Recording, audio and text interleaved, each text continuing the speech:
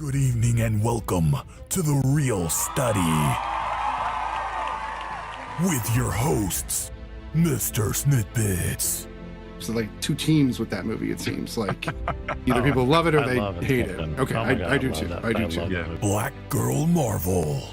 I cried laughing. That was hilarious. Tylermakesfilms. It's meant for us to kind of contemplate. Like, I don't think his response to me is completely appropriate. Like, it makes sense that he would react that way. Allthemoviethings. I think the thing why I enjoyed it more too was the fact that we were going to talk about it from this perspective. The pre-review with Biggie. The pre-review is where I tell you about upcoming movies coming to movie theaters and beyond. And me, the Real Study movie voice guy. I probably would have been in love with this movie as well if I had watched it earlier, like when it came out, or maybe right after. Let's go to the poster wall. And this is season 2 of The Real Study, and this is episode 25. My name is MrSniDBitS, and with me as always is BlackGirlMarvel, and we have all the movie things tonight. No Tylermakesfilms, but he will be back soon enough. We're trying to figure schedules, but we'll get there. Thank you to all of those who have shown up in the chat already. Welcome, welcome. Tonight we will be covering a strange combination of films, basically surrounding Paul Dano and Daniel Radcliffe, with, of course, a wonderful appearance by Daniel Daylewis in one of the films. So we'll get right into that soon. But first, we, of course, have BlackGirlMarvel's announcement about social media. Hello, everyone. As you know, I am BlackGirlMarvel. Thank you for joining us today. We would like you all to continue with the joining. So if you want to follow us on all social media, that's TikTok, Twitter, Instagram, Facebook, we are The Real Study, REEL. Also, if you wanted to, join us on the road. If you're driving somewhere you can't physically watch us, we are also a podcast, you guys. And we're on Spotify, Apple, Google, wherever you listen to podcasts. We will pop up there, The Real Study, again, REEL Study. And as always, if you want to join The Real Study and become part of The Real University, you can join our Discord and have conversations with us and meet us and request some things and just join into the overall fun that we have going on over there. And that link will be in our description. So again, follow us on all social media. It's free to do so. You can subscribe and join our network and help fund what we're doing so that we can do it more. But we still just would love a follow and comments, because those really do help the channel. They really do, and we do appreciate that. So tonight we'll be covering There Will Be Blood. This is a Paul Thomas Anderson film from 2007, starring Daniel Daylewis and Paul Dano. We'll be covering Swiss Army Man, which is from the Daniels, who are now wildly famous for Everything Everywhere All at Once. They did this movie a few years ago with both Paul Dano and Daniel Radcliffe. That's kind of where we got the idea for the night. And then none of us had seen Guns Akimbo, as far as I heard, so we kind of decided to go with that, which is Daniel Radcliffe and a surprising Samara Weaving. I did not expect that appearance in the film. That said, we, of course, have our new news segment that we'll be going to now. Now it's time for the real news. I have no clue. And because we have 2 weeks that we've gone without talking about the news, we have a lot to cover, so we'll just kind of rapid fire through some of these. Looks like there's a live action Moana in the works. Don't know who they're going to get to play Maui. It's The Rock. I know. I was being wildly facetious. I'm so sorry. That's hilarious. New live action Street Fighter movie in the works as well. So new live action movies kind of at all. They have live action Lilo and Stitch. They already cast Lilo and Nani, even though there are talks about Nani being kind of like whitewashed. Too light. Yeah. Which I'm kind of like, she could be darker. I'm just saying. But that's just me and other people. And other people, I would say that's probably true. We also have another remake. The Harry Potter series is being remade already. Nobody asked for that. Nobody is even remotely even still asking for it. We'll move on. Heat 2. I know that we got somebody on the panel here that's going to be very excited about Heat 2. I mean, I am too as well. But Brian is, of course, a huge Michael Mann fan, so I'm pretty sure you're excited. Reading the book. Nice. How is it? I haven't seen the first Heat. It's pretty amazing. The book's pretty good. Not sure why Pacino is even cast, because unless, I don't know, they're not going to do a de-aging thing. Even Michael Mann even talked about like cast, just totally all new cast and everything, because someone has to play all the characters, and there's younger versions of the characters. So it goes in the book, it goes back and forth between before the events of LA, and everything's in Chicago, and there's this big like. So is it about the crew before they do the big heist we see in Heat? No, so it takes place immediately after the events of Heat 2. Okay.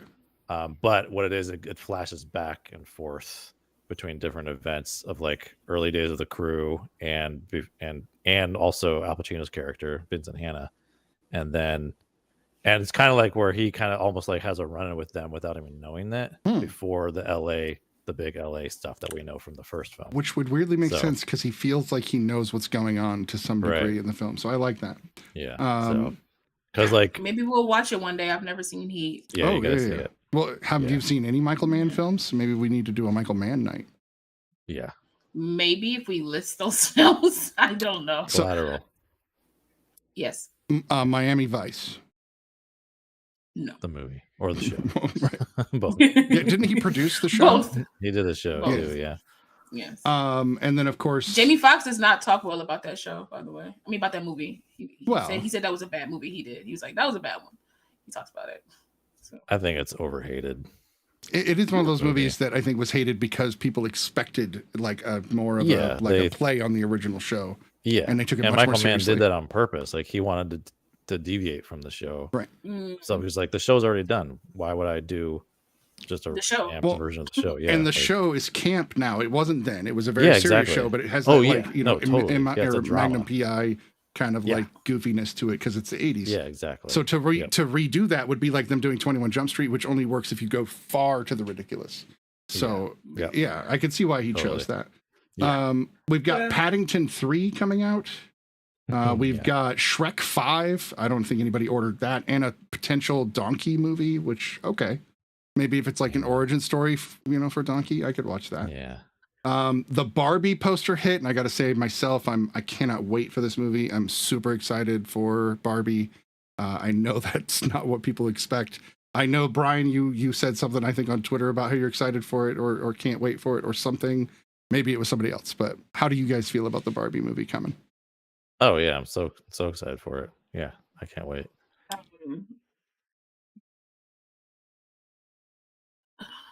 don't know. That's a great reaction. Why? Because I'm not disgusted by it or anything. I just don't know. I just don't know what I'm supposed to feel for the movie, because the teaser trailer, which I think is every person that makes a teaser trailer should look at what Barbie did.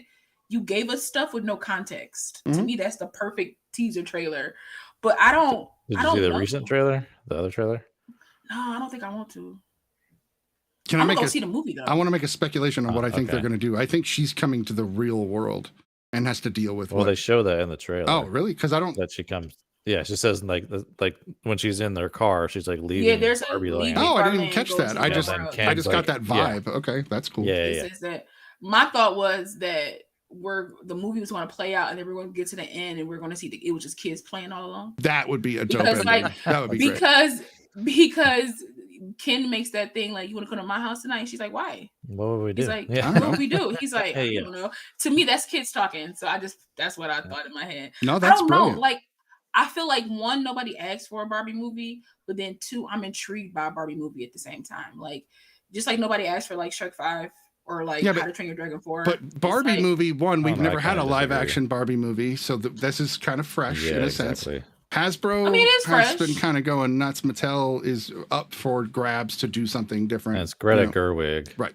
So you've got an artsy director. Just to she's gonna have her say, right, and her perspective. I'm sure. I'm just saying though, like of all movies that I can think of, like I wouldn't think of wanting to see a Barbie movie. Like that's just where my brain is.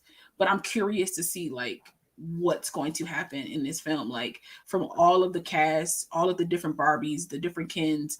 Plus, I just want to see Michael Cera's Chad, because I think his name is Chad. I just want to see what his character has to do with it. If you look on I saw a little like kind of breakaway advertisement about the movie and why they have Chad. And apparently there's only one Chad, so he's going to be the only Chad in the entire film. Every other dude is Ken. So that'll be great. Because even with the posters, they're like Ken and another Ken and the other Ken. Like and Barbie. Yeah. He's Alan. Alan, okay. There's He's only not one. Chad. Only one. Oh, it's Alan. Okay, Alan. Okay. You know, Chad, Alan. You know. I mean, he's dressed like a Chad, but his name is Alan. I'm cool with it. I just love that he looks terrible. Like he looks like a bad doll to me. It's perfect. Moving on though, because we do have a lot of news and plenty of movies to review. Cruel Intentions TV show finally making it to fruition. It's going to be created. I'm mixed. I'll see how I feel when they make it. Maxine. See, that's how I feel about Barbie. Oh, that's fair. Maxine. So the third film in the X trilogy, or the Ty West trilogy, if you will, however people are saying that, is slated to go. I auditioned to be in that movie. I didn't get it, obviously, but yeah. But you still tried. That's cool. Which is awesome. I still tried. They're talking about a Minecraft movie live action with Jason Momoa. Weird. I didn't think he would play Steve. I don't know how you could even. Yeah, he's not gonna be Steve. I mean, you're the Minecraftian, right, Snitty? Yeah, no. So for me, Steve would have to be played by the kind of most baseline human actor that, like, whoever you could find that would be average guy. Michael Cera. He's too quirky. He's too quirky to be Steve. It would have to be more average. The guy that plays Ben from Parks and Rec, I always forget his name. I think he might be a perfect Steve. Oh. He was like in Wreck-It Ralph as like as the guy with the hammer. No, he's another good choice though. That's a very good choice. That's what I was thinking about when you say he has to be like a basic type of guy. To me, that guy always comes to my head with stuff like that. So, but I mean, we thought Aquaman was gonna be like, Aquaman has always been portrayed as a joke in one note, and then Jason Momoa stepped in, and you were like, okay. He is the only good part about those movies. I'll give you that. That's about all there is.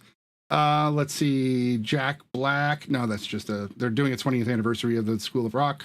I don't think they'll be making a movie.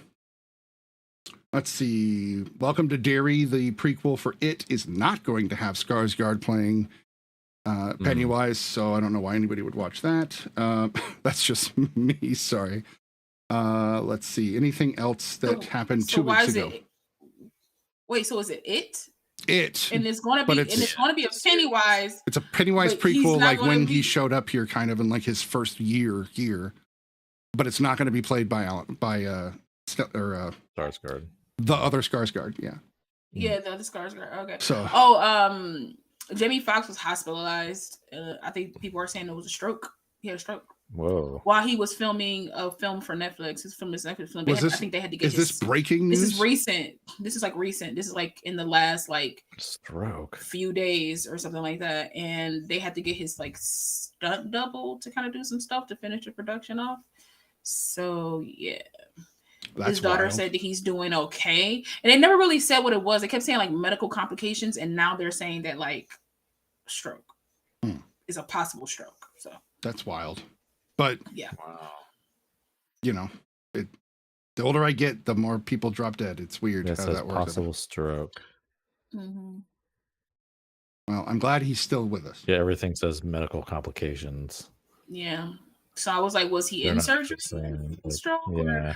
Or did the hospital do something to induce a stroke? Like it's very vague. It's very, but his daughter is saying that he's recuperating and he's like, I think he's at home now and he's okay. But yeah. That's good to know that he's back home though. That's good. Yeah. In lighter news, we've got Daisy Ridley reprising her role as Rey Skywalker in 3 upcoming Star Wars films. I think that the collective right and incel base of fanboys lost their shit. Oh, they're mad. But that makes me happy that they're mad. They're mad. Yeah. So dumb because there's like 2 other movies that they can like jump on if they're not happy with this one, which does, I mean, regardless. And you know they're all going to watch it. Right. It'll still make $1 sure. billion. Right. So no, for sure. Just so they can complain about it. Yeah, no, but how can you complain about it if you don't watch it? And if you're watching it and complaining about it, and they hate watch things too, and I understand hate watching. I've done it a Mhm. couple of times, but it's not like my thing. But sometimes you just want to try to like something. I don't know, but they don't try. They have no good intentions. Swamp Thing movie. We'll see it if it happens. I never trust DC is going to make a movie until we see them. Yeah. So the deal with the Swamp Thing movie was that Mangold was supposed to work on it. Oh, He's actually okay. he actually said it at when he was at Star Wars Celebration. He talked about it. And he's writing a Star Wars movie at the same time. It sounds like we're going to get like exactly. 10 Star Wars movies in the next 5 years or 6 years. Yeah. Which could be good or could be bad. We'll see. Franchises are getting out of control, in my opinion. Yes, I know. Super Mario Brothers, highest grossing animated movie of all time. I don't think anybody was surprised by that. Yeah. Let's see here. What else? We've got another A24 horror film. Please all bring time it. or Bring in it. 2023? I think it's all time. Is it? Oh, cool. I still haven't seen it yet. I've been hearing good things about it. Global launch, only second best domestic. So that means globally it gets the record, but according to what we usually track movies here in the States for, it doesn't. Right. You guys watch the Marvels trailer that dropped? Yeah. Yeah. That looks fun as hell. Excited for that. Can't wait. Fool's Paradise with Charlie Day. Did you guys watch the preview for that? Mm-hmm. Yeah. No. It's pretty good. It looks a little But I like weird. I like Charlie Day, so. Oh, it might be the Ray Liotta's last film. I thought that Cocaine Bear was his last film. I just watched that a couple of nights ago. I guess it depends on when he filmed it. Shot it too. Like when he filmed it. So there's his last release, and then there's his last release. film. His last Right. film. Okay. Yeah. Definitely a big difference. Let's see. Anything else that's sticking out to me? Let's see. Anthony Hopkins. Nothing crazy there. No. Just trying to skim through. There's so much news when you miss a week. Oh yeah, HBO Max is going to be Max now. Yeah, that makes a lot of sense. Oh yeah, there's a lot of like HBO Max or Max announcements and stuff, which was one of the Harry Potter But things. I mean, they were supposed to go to Max like years ago, though, if I remember correctly, and then they just didn't. When I hear Max, I think it's not the first time I've heard Max. Facts. Facts. I like it. I don't know. We'll see. I'm not confident in anything they're doing so far, but hopefully they'll the whole find like a ground. tier pricing thing too is a problem, right? Which a lot of them are going to start doing that. It feels like, and this is all like I talked about this on Twitter too, where it's like it's just the whole like idea behind streaming is like the early days of streaming are kind of like dead now. It's just turning into a different version of what cable is. Right? Yeah. Now you can still kind of pick your package, but it's now with different companies, which makes it harder. You can't just like reduce and gain if you want. Mm-hmm. Let's see, the book club too. We did review the book club on this show, so we may of course hit that up. They're making a Penguin movie, I guess. Series, okay. Yep.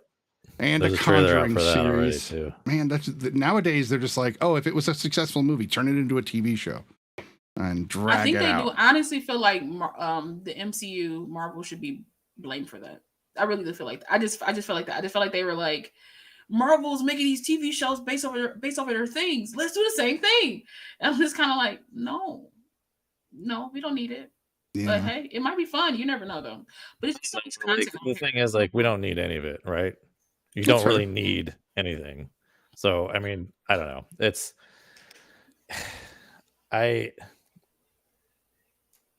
Maybe some people think it's like just a way to like get money or anything like that, but I don't know. I think if there is real value in like digging more into these characters, especially if they're going to get used later, because like the Penguin was just like in the movie anyway, he was great in the film, but we didn't really get a lot of like him, and he wasn't really the main antagonist anyway. It was all the Riddler, but so I don't know. I think if there's real value in it, but a lot of times it is just like let's just like make this just to make it kind of thing, and kind of a cash grab. You mean like I feel like it all is. I feel like it's all a cash grab, but then there's going to be moments in there where it's like this was worth the cash grab. Like this was worth. I feel like everything's like that. Everything's like this can make us money. I think there's two realms in So the let's see if it film didn't make us world. money. There's people that are Yeah. doing it for money, and then there's people that are doing it because they would like to show you a beautiful piece of art. And if it makes money, that's a bonus. Yeah, exactly. And I would say all three films that we're going to watch or we're talking about tonight fit more into that realm of they were trying to make something beautiful, and if it was successful, great. But I think that a lot of these franchise films or the shows that go to TV, anything, Batman, Superman, Marvel, Star Wars, all of that kind of fits the realm of they're trying to make money. There's no way Disney or Warner Brothers aren't trying to make money. So we agree. No, totally. But it's which direction do we come Yeah. from? Do they But I make? feel Do they like try to it's- make but I money and feel make like a good story, or do they bring it from the Right, artsy but I side feel and like hope it's to make both. money? But Yeah, I feel it like can it's be. both because I feel like even in some of the cash grabs, there are people within those that were really trying to make something that people would like or that like they liked. So I feel like it's both though. I feel like it's just blends and it just blends. Well, yeah, that's what he's saying. But I think like with You know? the ones that are like cash grabs, the thing is, it's like it's only being greenlit because it's going to make money because there's a built-in audience. Of course, the people that are working on it are trying to do the best job they can. Of course, Nobody's but trying the to make only a bad reason it's movie. the only reason why it even started was because we know this is going to make some money. Right. So that's my perspective on like what a cash grab is. It's like, of course, everything is out there to try to make box office money so they can, but the Keep thing making is like money. Right. like all those people are already paid. You know what I mean? It's not like those people get, any kind of back end, except for what Ben Affleck and Matt Damon's production company do. So Air that came out, they pretty much everyone, even below the line crew, are getting like some money from that movie. That's awesome. Yeah. So it's kind of incredible. Yeah. I don't know how they're doing it, but Well, it's incredible. They've kind of blazoned a different road than a lot of directors and actors, especially sure. if you look at the project they did, the Project Greenlight. Greenlight. That was what I was trying to think of. Yeah, that whole show. Project Greenlight Have you is seen some of that? That's crazy. what they've done, and even some of the movies that have come out of that, like Feast came out of that, and Feast is a brilliant horror That's like film. one of their more popular ones. And then I think Green Street Hooligans was one, possibly. No, maybe. Yeah. I think it was. There was like 5 good movies that came out of that. And it's just wild because that's people who didn't think they'd have a chance, who got a chance, who are like, now let's give other people a chance. And we need a lot more of that in Hollywood and in independent film. This is why I think we celebrate A24 so much, because we're like, give people a shot. Right. Okay, let's see if there's anything else. And then we do have some movies to report or to review. Matthew McConaughey and Woody Harrelson may be actual brothers. I think we all like that idea. Let's see. Sam Jackson and John David Washington are going to be doing a movie together. I don't think anybody's going to complain with that. Yeah. Let's see. Oh, and Clint Eastwood announced he will be filming his last film. Oh man. Yeah, I mean he's getting up there. Yeah, he's well past 90. Yeah. I am shocked he hasn't stopped before now. Yeah, me too. But that has been the news for the last 2 weeks. Thank you for bearing with us as we had a little extra news. That said, we are going to move into the very first film, which is There Will Be Blood, released in 2007. This is a movie I know that Lala told me she hadn't watched. It was one of the reasons I insisted it be picked. Full disclosure, this is one of my all-time favorite movies, so I will be extremely biased during this review. But we'll go ahead and start off with Lala, since she has not seen this film. What did you think of There Will Be Blood? That was interesting. It's a film chock full of stuff. Like it's chock full of family, religion, capitalism. It's like chock full of I feel like it was really long. For like I think it's like 236, I think. That movie is 238. Yep. Okay. See, I shaved 2 minutes off. Now I was saying. I don't know. I thought it was good. Daniel Day-Lewis to me is a phenomenal actor. So like anything that he does, I'm kind of like zoned in. I'm kind of like locked in to see like the performance that he gives. It was just so many moving parts. To me, the biggest thing that I took out of this was his paranoia. Because like what did he say? Like that whole scene where he's like, I have like the competition in me. And I was like, when he said that, it informed the whole film for me. I was like, that's who he is as a person. Like, he wants to be on top and he wants everybody to be below him because he doesn't even value people really. But then he values them up to a certain point, and once that point is done, it's like, okay, I need new people to bring something, which is why he was excited when his like brother showed up, and he could, pretty much put his brother in the place where his son was, and that whole thing with his like son, oh man, that whole thing with his son was like, I was like, this is wild, like you took a kid, but then you also fell in love with that kid because like that's your kid because he was a baby. But then when he gets older and wants to literally become you just saw him as another competitor. I was like, man, that whole scene messed me up when he was old. When he was older, he would just like called him a bastard in a basket. I was like, and in 1927, that is a hell of an insult. Like that is, it's a very big dig. I'm just like, oof, eesh. But all in all, I thought the film was great. Paul Dano is that church scene, man. He was. Are you talking about the baptism scene or the scene where he gets the ghost out of the arthritic old lady? No, I'm talking. I mean, that scene was great too. But I'm talking about when he was smacking him to get. Yeah, I was like, I was like, this is why at the end he was calling him like, he called to say like, call yourself a charlatan or call yourself fake because like you were smacking me just to smack me. You wasn't like smacking me to like get anything. Like you wanted to humiliate me because I humiliated you, and it was so much. It was just like chock full of stuff. But I think Paul Dano did great. Daniel Day-Lewis did great. The kid that played his son was great. And that was his first movie ever. They picked him out of pretty much out of a classroom. He didn't have any acting experience prior to that, and he actually stopped acting after that movie. Like I think he did one more movie and he stopped, but I think that was the movie he stopped. But yeah, so I thought it was great. I think she thought it was great. I like that you thought it was great because there's plenty to talk about. How about you, Brian? I'm assuming you've seen this before. Yeah. And what do you think? Yeah. No, I love it. There's a reason, it's kind of, it has like got all the critical accolades and other accolades that it has. It's an incredible film. Performances all around are incredible. It's a beautiful film. Although I will say, if you're watching on Pluto like I did, Pluto either has some like massive compression or something because it looks like shit on Pluto. Like, yeah, all the highlights are like really blown out, and like it was like really, there's a lot of noise in it too. So there's some compression going on. So so if you don't, like, for those that don't know video stuff, like noise just means like you'll see more what looks like pixels, especially in the blacks.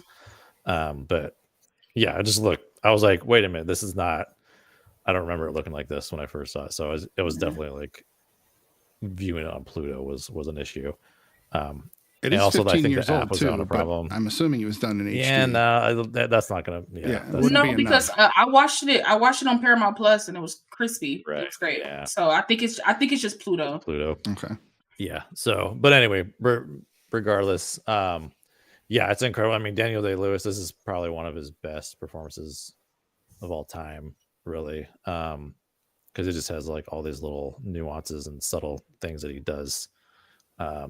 So plus, like his subtle voice too. It was like the subtlety of his looks, like when he looks at his brother for just a second, you're just like you can see 1,000 things happening on his face. It's bizarre.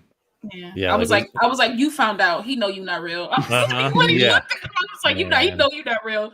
The moment, because he's like Peachwood, he's like peach stands. And he was so excited, and he was like, yeah. And I wonder, like, he suspected from day one though. I think that was like a moment for him to be like, he was always kind of like trying to test him, I think, in little ways. And that was like the one time the guy actually slipped up. Yep. And he was like, okay, I got you. And I love the whole, like, just that one shot of him in the ocean after he like realizes, and then that wave comes and pushes him. Like, that's like almost like a visual metaphor in a way where like this wave is going to take him over, well, and his face was very different than the joy he was feeling from swimming just a few moments earlier. Yeah. So like, all right, he's like plotting. But it was the only time you almost see Plainview with he's relaxed and he's having fun, which you don't see much of that from him. So Right. Yeah.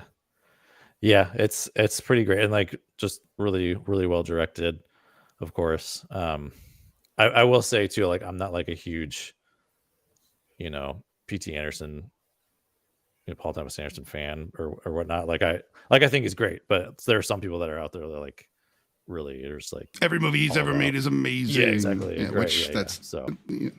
but yeah, Subjective. he's Right. great. Yeah. He's made some amazing films and some films that Totally. deserve For sure. recognition. But yeah, I agree with you on that. For me, I think the film it drew me in the very first time I saw it because of the opening, and to see an opening with no dialogue, essentially. I mean, he Yeah. mutters to himself a little bit. And, he says no when he gets hurt, or he says, "Oh, there Right. it is" when he finds the silver.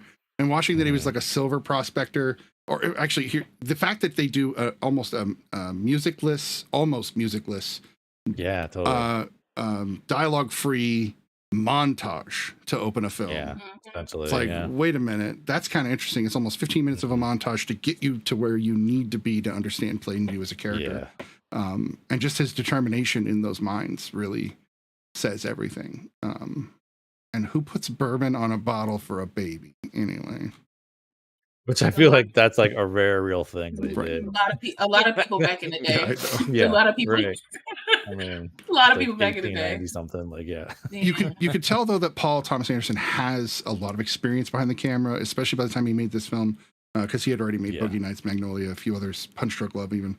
Oh yeah. But like the shot where they're in Little Boston, but they're just there to go quail hunting. They've just showed up for the first time, and it's the shot of the train tracks going off, into the distance to the infinity, and then they use the tracks to turn the camera and then move. It's such a subtle thing, but it works so well. They utilized part of what they were using within the shot, and I think that's just subtle but genius. The other one that this kind of upsets people, but the fire when they lit the derrick on fire, that was real, 100%. Oh yeah. California would not allow them to do it at all. Interesting. So they went to Texas, and Texas was like, "Burn the oil, baby!" And so yeah, of course. we get this beautiful, really, really beautiful scene. Yeah. But also, they polluted the living shit out of the planet to do it. Yeah. At least it was only once. They only did it in one night. But here's a fun little fact. Right. The movie No Country for Old Men had to stop shooting that night because they were shooting in the same part of Texas, and the smoke plume What? started hitting the shots, so they had to stop. Oh my God! Can you imagine? So There Will Be Blood stopped the That's production of No Country for Old Roger Men. Deakins was thinking. He was probably like, Shot "Man, with I can't control deal with and that he's like, son of smoke. a What are bitch." you doing?" Because they really weren't that far from each other. It was like maybe 50 miles That's in amazing. distance. So that's fun. my I God. really I do love enjoy that. this movie, so I know all the little trivia bits. But that's the kind of thing that drew me into it. So that's my initial impression was Yeah. it just sucks you in, even though there's really nothing going on. No, totally. And like they always, Yeah. and you always think like, oh, I got to have some kind of like, insane thing happen within the first 10 minutes of this movie. And I think because like he played on that like expectation, I think too, which is why it draws you extra like, oh, wait, we got to be like real quiet and just, because there's really barely any sound too. It's just like just the sound that he's tinkering around with. And like, Or get the baby crying or something like Yeah, that. It's not right. really a lot of sound. and then you don't hear him actually saying things until like it's like 19 something, when and HW's a little older and he's in this like little town hall meeting, like When I say I'm an That's- oil man, that's awesome. like I just yeah that speech. his whole I don't spiel. know. Yeah. The film itself is like kind of beautiful, just like certain shots, certain angles, certain like when he's just like holding HW, after Yeah. the whole explosion thingy, and you just see his back and it's covered in oil, but you see the fire in front of him. Like that's a beautiful. Yeah. I would put that on my wall. Like that was like a beautiful shot. It's just like a lot of beautiful shots, and this is like actually the cinematographer of this movie is the godfather of Jake Gyllenhaal. Interesting. And he was a cinematographer on Nightcrawler with Jake Gyllenhaal. I think that was pretty cool. Robert Elswit. Yeah. Yeah, he's a legend himself. The shots of this movie, the fact that they're beautiful is weird because you're talking about desert California, which is, I would argue, is just brown and really not much to it, a few cacti and such. But they still manage to capture the beauty of it. And they do a lot of just long dolly shots where they just kind of keep panning. Mhm. And I think that's intentional to show you the scope of how big the area is and to really give you this sense of the oil fields. This is not. He won the Oscar for this, by the way. Paul Thomas. did. Oh yeah. Oh. As he should have. As he should have. Yeah. This is based on a book, which I think was based loosely on true stories, but not on any one individual. And so it's kind of how things went, but also some intersplice with some storytelling. Just some good storytelling, yeah.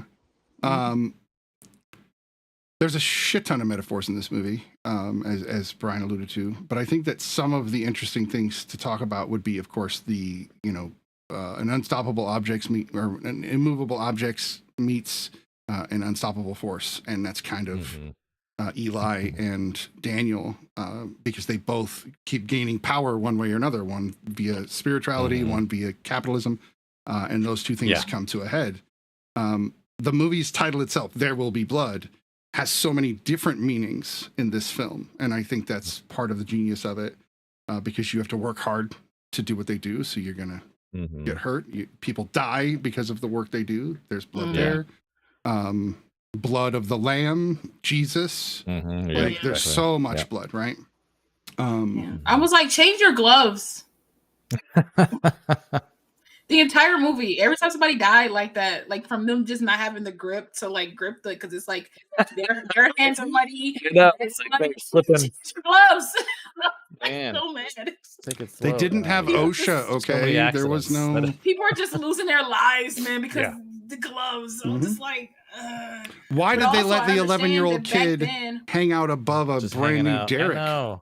Because he's the son of their guy, so it's just like he could do pretty much whatever he wanted to do, but now he has no hearing. So yeah. I have to say too, like the thing is too between Eli and Daniel is they're very much two sides of the same coin. Oh you know? Like they both are very like they want what they want.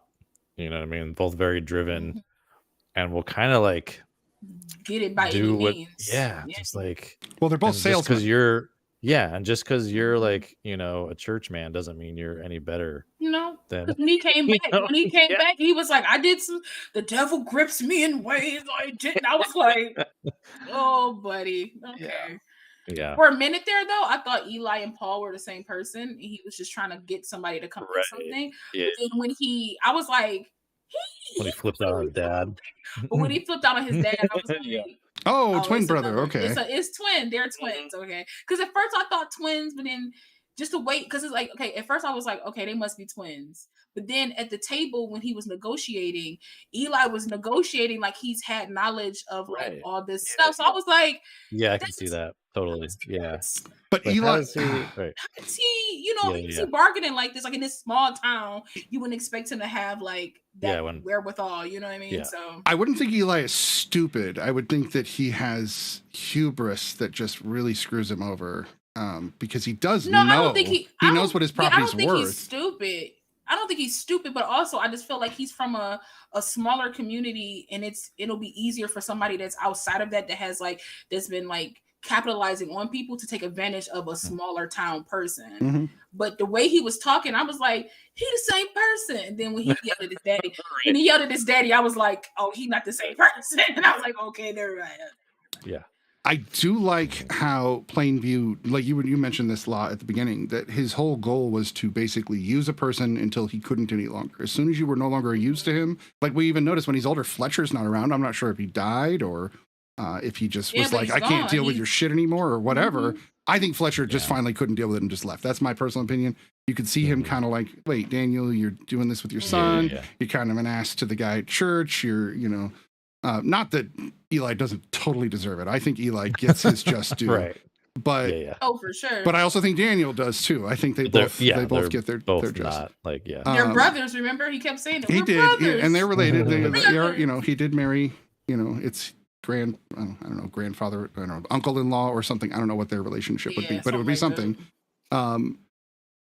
But it's interesting because he did utilize people, and it was only ever for whatever he needed at the time. So even when he did have Henry show up, he needed something. Like he needed grounding in some way, and so he knew he could utilize that to get grounded. And so it was interesting to see Daniel on the other side of blackmail, where he couldn't get away from the church, where he had no choice. And I know you were laughing at that scene, you said, Lala, which I do too, but I laugh specifically when Daniel, he's like, do you accept the blood of Christ? And he goes, yes, I do. And he like, it makes me giggle every time because No, I was laughing too, because like he's he's just doing this. You know what I mean? Like he's not he's not in it. Yeah, and he was almost kind of like smile, like when he was like smacking him too. He's like, there you go. He's like, there you go, get it. He's like, because I feel like he knew, like he knew totally. that, like the ending scene showed you that like he knew why he was smacking him. He knew why he was making him say these things. Like he knew why. So he was like, all right, get it out. Come on, do it. Like, get it out. I Make get it. it. And then he Come even on. says, there's the pipeline, right? He knows the moment. He says it, Like, which is great. it's crazy. Like in the middle of that, he's still like focused That's where on his that brain. moment. That's where his brain is. Like Yeah. you can't say a lot about Plainview is that he's a very like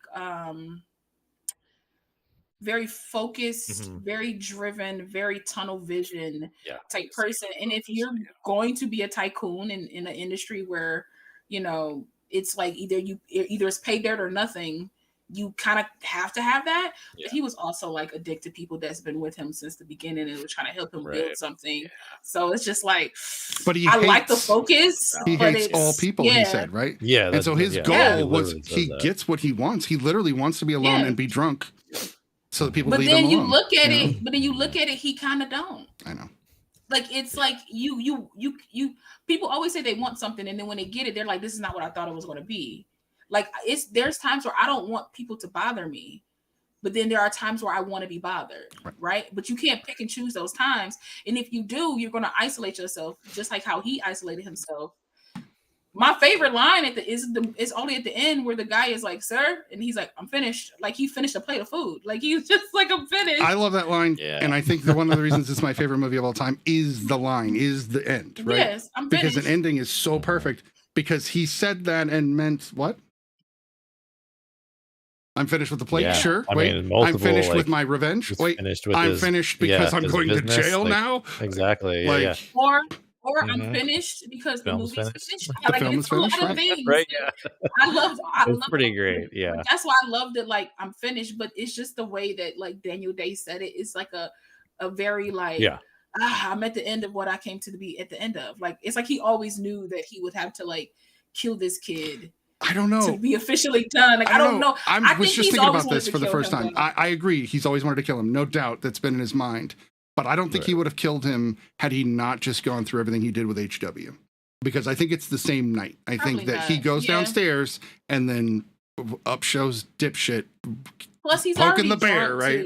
Too. Yeah. Plus he's already drunk too. Like he's like hella drunk. Right, and then pounds. My thing, like, right, and then he hits the flask, and then the moonshine. Like then the moonshine, And then it was Snitty. You brought up Eli having hubris, and I was just like, this man slightly beat you, dragged you in the dirt, pushed your face in the mud, all these things, and you went to bargain with him. Right, like I was like, man.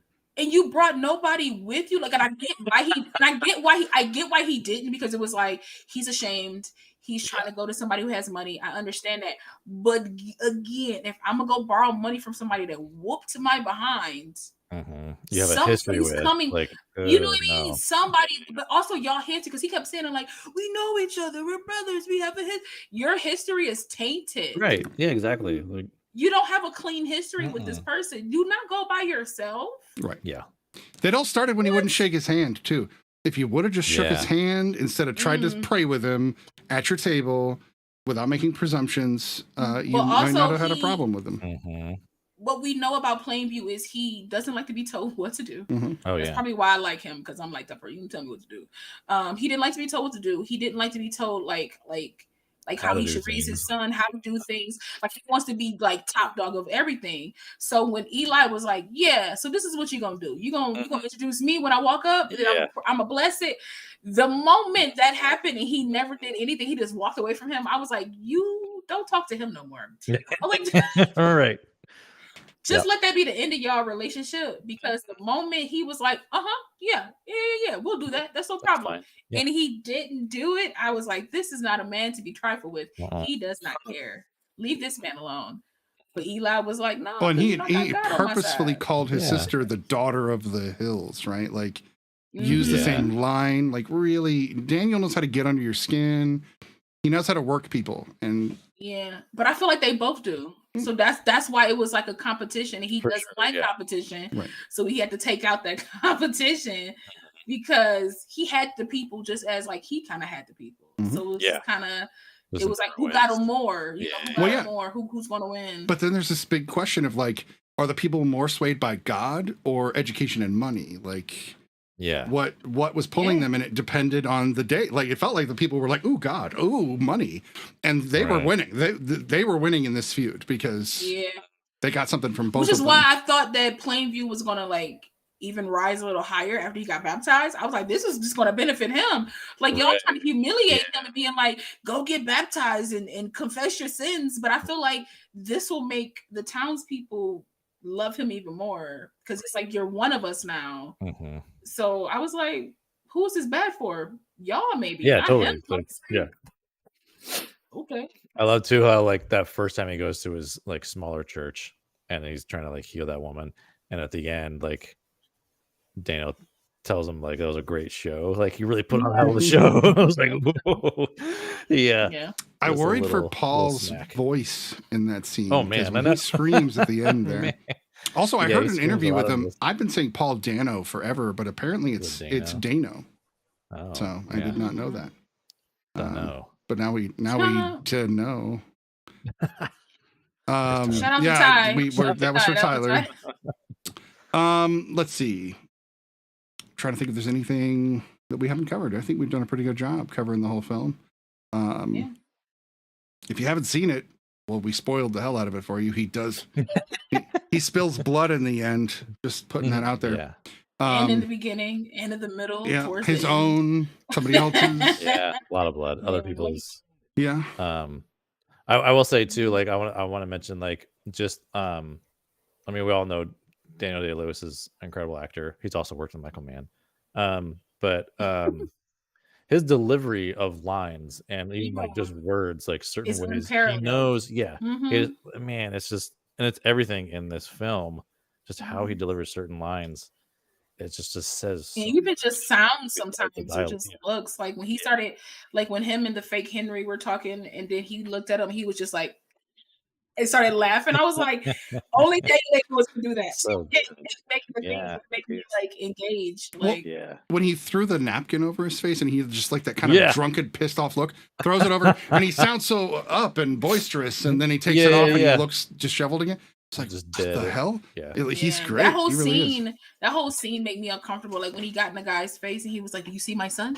Yeah. Do you see my son? Don't you? You feel foolish now, don't you?" I was like, I was so uncomfortable. Like he was talking to me. I was like, "Eesh." Excuse me, gentlemen. Right? Like, yeah. And now I have that milkshake scene in context. Now I was like, he feels. Everybody keeps talking about this. Daniel Plainview feels like the guy at the bar that if you just accidentally tripped over his chair, he might just beat the shit out of you because you were there. Yeah. He just, I don't know, not a guy to be trifled with. But he's also, in a weird way, I think he's like an embodiment of the American male in so many ways, because he's a bit Teddy Roosevelt. Right. There's a lot of testosterone. And it's an analysis of it, but it's also like almost honoring it, but also showing that it's a turd. Like, it's a little bit of all of that. It doesn't really get him anywhere in the end. It's just a sign of like a broken man that came from nothing that tried to be something against all accounts. Like I'm gonna make it against everything and everybody. Yeah. But he's still a hero sometimes, which is so weird. Like, he does give money and education to people. He did stop Sarah from getting beaten by her father. Like, he does these good things, but he's the selfish prick. So like, I don't know. I almost feel like, I mean, that just feels so real though, right? Like that just feels like that. I mean, in a lot of ways, it's almost like an analysis of like the American like ideal, like American ideal. You know, like we're this like we're gonna do things the American way and like pull ourselves up from our bootstraps. We're also gonna do some fucked up shit along the way, right? But you know, like I mean, Yeah, but I feel like yeah. even people can still do good things, and they're still self-serving, right? Yeah. Because like, Oh yeah. Like even when you do he good does things these too, like you things, do it for right? a It's like self-serving I do them reason. Yeah. because now people will look at me as like the person that I did. I'm in. They're Yeah. in my debt now. Right. Yeah. These people are in my debt now, so it's like I portrayed myself in a certain way to them, so now I can, yeah. turn around. So and if I need do something, shit. Yeah. I'll get them to do it for me if I need it, Yep. because they'll remember I was the one that was there when they needed help. Why Oh, yeah. didn't he just adopt another kid to like keep the family business going? I thought that's what he was going to do.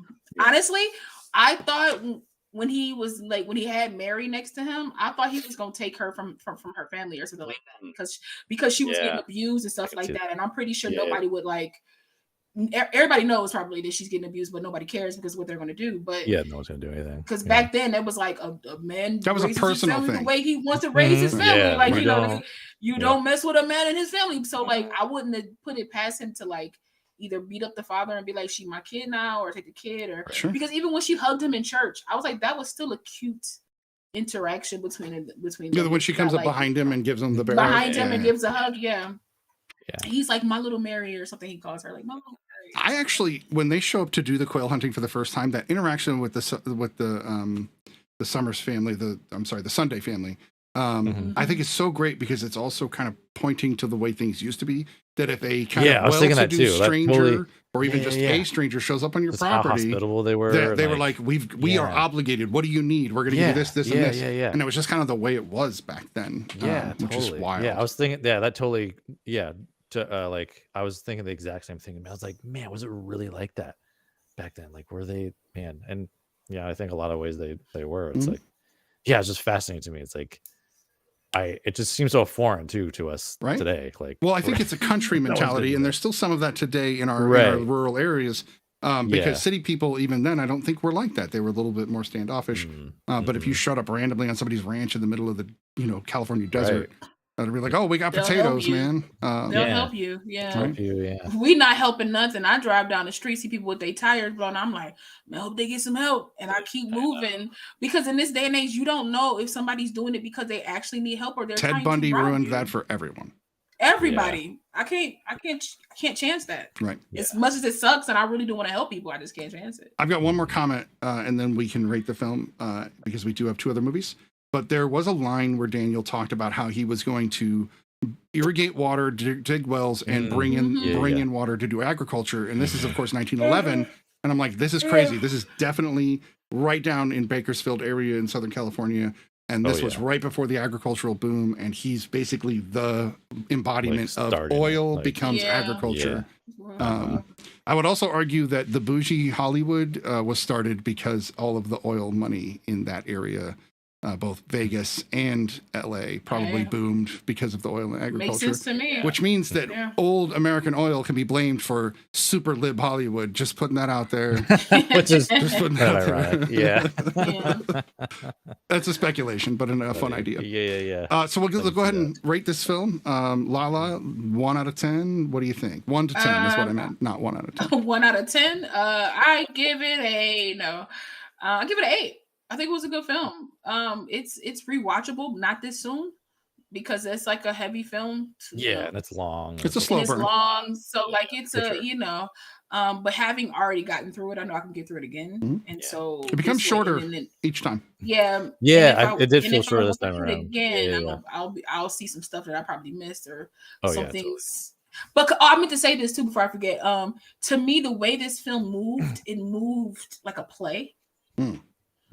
In my eyes, like I've seen, I love plays, but it just like even how they faded, like how like some scenes faded. I was like plays sometimes fade in the middle of things. Like they'll be talking and like, or if they argue and they stopped arguing, you can still see that, and they still face the black while they're like, you're like still in it. So like there were scenes where like things were happening, people were moving, and it still kind of like faded and like went to another scene. So I was like, this feels very much like a play, and I found that interesting in a filmmaking type of like a standpoint. Don't know if that was something they chose to do, but that's just how my eye saw it. But I thought that was good. It is a very solid 3-act structure on this film as well. Yeah, so it does. That is a screenwriting thing too, where you want to like start a scene late and leave a scene early. There's like a thing that say for you to, so I think a lot of it is that too, which and goes then, into playwriting as well. Yeah. no, for sure. So that's how it felt. I was like, this, Yeah, like, and I think that's what caught me a little bit more, like that. Why I was able to like to stay with it, even though it was as long as it was. Yeah. I was like, it moves like a play, and like, but yeah, I give it an 8. Yeah. Solid. Give it a solid 8. So you're saying you're advocating for a There Will Be Blood musical on Broadway? I'm hearing it. That's what I'm hearing. Personally, I would buy the ticket immediately and go, especially literally, especially if there's as much blood on stage as there was in the film. I can't hear, Dad. I can't hear. Yeah, sorry. That's funny. Sorry. I can imagine it. I mean, they did Beetlejuice, so I think everything works now. Yeah, I mean, they did Repo Man, so I'm just saying. I'm kidding. I'm kidding. You're not wrong. Yeah. Brian, what do you rate There Will Be Blood? This is a 9.5. It's really great. Near perfect, almost. Near perfect. Yeah. It's pretty close. Yeah. I like it. Yep. 10. I don't know if anybody was surprised by that. It's my number. It's in my number 1 spot on my IMDb or on my Letterboxd, I believe. Mm-hmm. Nice. So, yeah. I think True Romance is number 2. So there's, nice. The speed of my flavor even differs. So yeah. All right. I love me some Christian Slater. So that's good. Right. I miss him. I wish he'd do a little more still. I love his voice. I want him to do more voiceovers. Well, I mean, I swear to God, the kid just watched Jack Nicholson growing up and just was like, I'm going to be that guy. And then he just was that guy. In a lot of ways. He was our Jack Nicholson. All right. So What's funny too, actually, no. there was actually a few comedians that are in this movie that have small parts. There Will Be Blood? Yeah. Yeah. Like Paul F. Tompkins is a comedian. Jim Meskimen is one. And then the guy that he kept talking to buy land, he was a writer on SNL for a long time. The realtor? Yeah. Al? Yeah, he was. Yeah, the realtor, yeah. He was a yeah. I think for only like a year, from like 21 to 22 or something like that. Yeah. And actually, he was like, one of his most famous things he's done was in Adam Sandler movie where he was like the principal, and he was like doing the trivia game, and he was doing that. He did that whole thing of like, what you said has made everyone dumber for hearing like that whole thing. That was him. That was him. That's right. Same Paul F. Tompkins, the devil from Tenacious D. Yeah. I didn't even pick up on that. I'll have to rewatch. I've seen this movie like 20 times. How did I miss that? Yeah. It's just like all these. That's wild. Comedic actors have like these small roles in this. In a very serious film. I mean, this movie will make you laugh, but not because they were necessarily. And none of them are like, none of them are being like, It's always situational humor. In and this like film. the fake brother is played by, what's his name? Something O'Connor. He was in the Mummy. And he was in a Mummy. Yeah. He played. Right. I know. That whole scene going to my head, the river scene. He's also he was also one of the main characters in Lord of Illusions. I don't know if you guys ever seen that Clive Barker film, but it was a very gross, dark film. No, sir. I'm trying to find him. I can't even find him on this list. But yes, you are not wrong. It's weird how many comedic actors cross over properly. All right, so we're going to move on to Swiss Army Man. We'll hit the pre-review before we get to Guns Akimbo. But before we, not before, we are going to move on to Swiss Army Man. So we're going to start with Barry Del Sherman. all the movie things. What did you think of Swiss Army Man? Was this your first, third? This is my first time, yeah. Okay. So both this and Guns Akimbo are first time watches. And I've been wanting to see this one too, especially after knowing that Daniels directed it and everything, and like you can totally see it in this movie. I mean, and right off the bat, it's like, I thought like the whole, like I heard about like a lot of the farting stuff, and I thought like, oh, they're probably just gonna like, that's like one little moment in the movie, but it's like the whole movie. It's just like they continue this farting thing in it, and it's a pretty good movie, and like it's actually really sad. Like it feels very sad to me, like what it's really trying to say and everything. And it's just crazy. Like the kind of role that Daniel Radcliffe is doing in this. Both this and Guns Akimbo is just wildly, Mhm. which I love his choices that he's done since Harry Potter. It's just like, I mean, good for him. He's really like found his own like path, and pulled away from, just being Harry Potter. Paul Dano is really great in this. Dano, excuse me. And it was a fun watch. It was sadder than I thought. I thought I was gonna be like, I had this expectation I was gonna be like laugh out loud funny, but it wasn't like that for me. You know what I mean? Like there were some humorous moments, of course, but I felt like it was gonna be like straight up comedy, but was surprised by what I got. So yeah. All right, Lala. I thought this film was weird. Yeah. I like that pause. That pause was beautiful. Weird. I thought this movie was weird.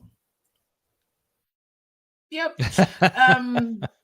But then it was like I looked it up and I was like, oh, the Daniels, and I was like, okay, so the weird makes sense. So like having seen, Everything Everywhere and knowing how their weird starts to make sense somewhere along the line, I was like, okay, let me like pay attention so that I can actually not just see this as a weird, kooky film and start to see like the layers underneath it, right? So as weird as it is, it was still like entertaining. It was still like, once you strip away the weird part of it, to me, it's just like a look into the human psyche of what we do and what we don't even realize we do to protect ourselves from ourselves, right? So because when I kind of stopped and I looked like back, I was like, okay, let me remember what the things I've seen in this film so I can like better articulate to people what I felt about this film. It's like one of those things where like, because like you can look at this a whole like a lot of different ways. Did he die? And this is like his heaven or hell, what he thinks should happen, or is it like he killed himself, or he tried to kill himself and was so frightened that he gave a voice to this corpse to kind of like protect himself unknowingly. These things like my brain was just going through like all these scenarios, and then I was like, what if all of this is actually real? Right. And this is what he's going through, because like they say that kids can see things that people can't see, and the little girl could see him. See him talking. That I was curious about that too. I was like, whoa, she's actually hearing him talk. So she's like hearing him happening? talk. So like, is it really? So like I was thinking that too the whole time. So like my brain was going through all these things, and like, and as a film, it all could be real. It all could be right? It but the way I just be. Oh god. Anyway, go ahead. It shouldn't be. I mean, but it could be because of how like out. No, I want it to be real, but I don't want to know that he drank Manny's that was gross. innards.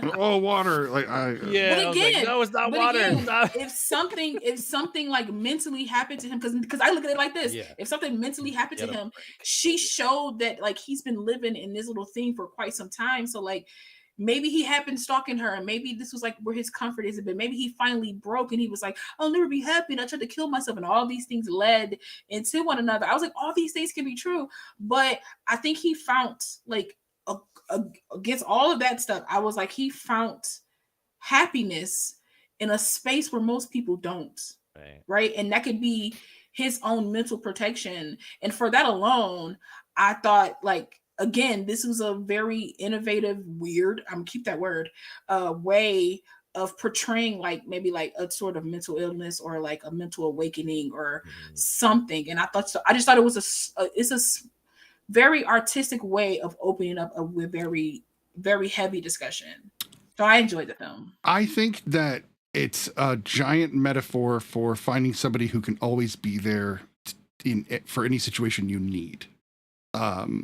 So he needed a friend, and that friend also helped him build this fantasy. So in that way, even if it's not real, it is, because he made it real. The fantasy is real in his head. But I like the idea that Manny is his, like, he's about to kill himself and he sees Manny and he's like, oh, this is interesting. And then because it's ridiculous and he gets to ride, like, who wouldn't? Like, I just read that dude's a jet ski. Let's see where this goes. I might. Plus, like, he Do it. lost some oxygen to the brain. You know what I mean? Like, from That's the a good hanging point. a little For bit. all we know, that first hanging it was longer than it showed. You know, so I'm just saying. You Yeah. know. Yeah, this movie definitely made me gag a few times. It made me laugh. It also made me uncomfortable, which is good. I like all of those things. And it is sad. It is a commentary on maybe how not everybody is ever seen in the world. You know, some people are just left aside because they're too introverted, which isn't negative. It's just that's the way some people are built. No, but that's the way a lot of. I mean, that's good that you mentioned that, because that is a thing where like also I'll use my work for example. Like we do a lot of events at work. You know, a lot of like social things, and like we do have plenty of introverted folks where we work, but it seems like a lot of these events are geared more towards extroverted people. So what we do sometimes is like we try to have like a space or something to like that our introverted folks can go to if they feel like overwhelmed or uncomfortable and they want to like their own kind of space to like that's more quiet and off to the side even, or just just for anyone to take a break. But we try to like think about those things. But yeah, so I think most of the world is like geared towards extroverted social people, you know what I mean? So yeah, it's like, and more so now, especially with social media. Like, if you don't have a social media and you're not outgoing, who the fuck are you? Like, you're immediately looked at as the. I mean, like all their reactions when like he finally comes back to society and everything. Like everyone's he's just getting bombarded with all this like terrible, like these terrible views of him. You know what I mean? It's like this is what I got away from. And it's. Like everybody wanted a piece of him. They're like, she's like, come on, we're here for the interview, and it's like already, like, I just found civilization. Like, leave me be. Somebody take me to the hospital. My ankles broke. It got bit by a bear. Like, I'm hurt. This crutch. I might have poison from drinking a corpse. Right. A lot of things. Yeah. I watched an interview and behind the scenes of this film, and Daniel Kwan said that he's not a fan of Cotton Eye Joe. He hates fart jokes and can't stand like body humor or acapella. What? Can't stand any of those things. And still, every single thing is all of those things are in this movie. And it's wild because I feel like they just go with whatever, like they're just collaborative and they're just like, what do you do next? What do we do next? And even Daniel Radcliffe, they were like, okay, we're gonna make an ass for you so that we can show your ass, doing all the fart motorboat stuff. He was like, what do you mean you're gonna make me an ass? Well, what about my ass? And they're like, he's like, well, if you're gonna do it, like use my ass so at least I know it's my ass, and I don't have to have you make something lumpy that I'm like, what the hell is that? So he had them because people think that's his ass, right, exactly. But they had him mold his ass sure. so that they could make these dummies out of it, and he was very proud about the fact that only a few scenes were the dummy and the majority of it was him. Even the scene where when he shoves the crutch down his throat and then uses it to launch. That's all authentically Daniel Radcliffe. They shot the whole thing in reverse. That makes sense. So it keeps him from being unsafe. And then other scenes like him being ridden out on the ocean. They had one where it was Daniel on a raft with Dano, riding his back, and it's like, what an actor! Like that dude fucking commits. Like he really commits, and both of them do. That's why these movies were picked because these are actors that fully commit to their job. Like they do not mess around.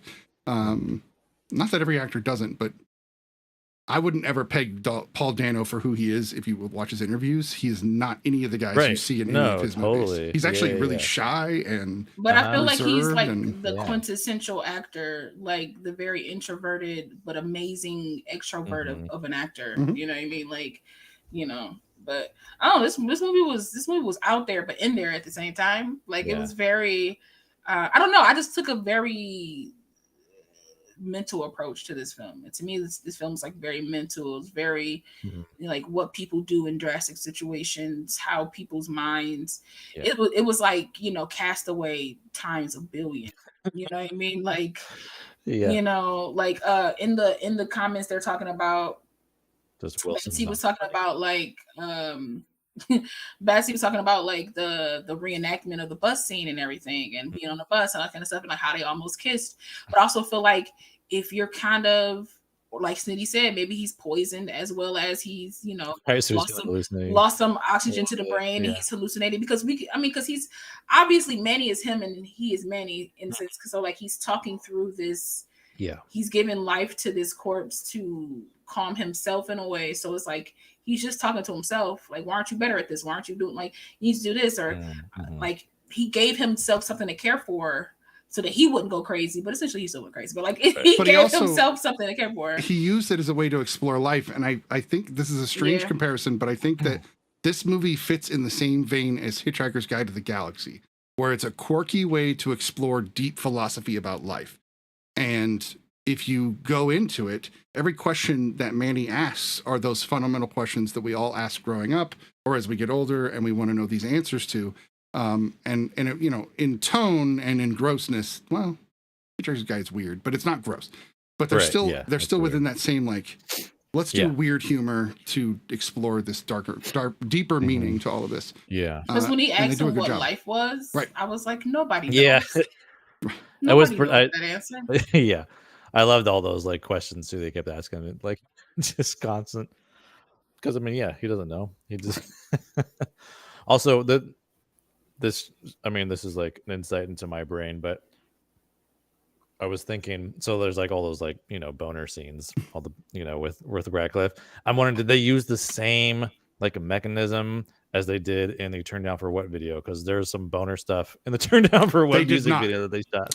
They did. So they did not. So they did. They talked about it. That the Turn Down for What boner sequence was the inspiration for the boner sequence in Swiss Army Man. Yes, but they upped the ante and had one that was fully remote control, so they could like do whatever they want with it. Advanced boner. Yeah. Pushed it back in. I was like, well, that's a sight. They watch the behind the scenes. They show it. They show the device, and it just looks like this like floppy, almost like the robot from Big Hero 6. I don't know, kind of like that. Yeah, it's like no, don't do that to Baymax. Not Baymax. No, the first, the little robot. Oh, like the first little. Oh, okay. I'm about to say, don't squander Baymax like that. Don't do that to Baymax. No, Baymax is the condom that the that the hot dog rolled on that Miles had to eat. We'll get into Guns Akimbo. That made me gag. So these movies all are, they're all pretty raw. Anyway. Yeah.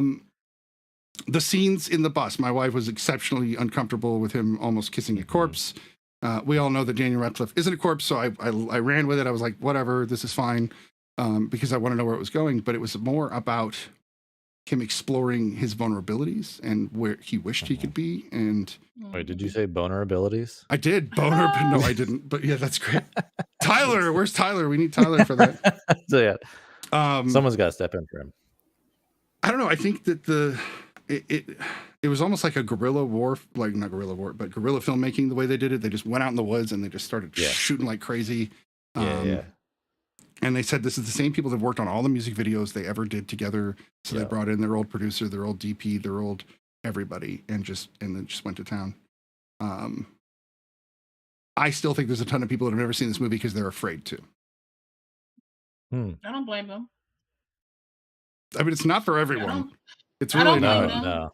Trailer alone, you'll be like, I don't think I want to see this. I don't know if I want to see this, because it's just like, when people think of like film and cinema, they don't think of things like Everything Everywhere All at Once, Swiss Army Man. Like, they don't think of things like that. They don't, like, even Guns Akimbo to a certain extent, because that one was I couldn't help but think about Birds of Prey every time I watched it. The whole time I was watching Guns Akimbo, but we'll get to that. But the stylization, you mean? Yeah. So like, I don't think people, and especially Samara Weaving, she's Margot Robbie.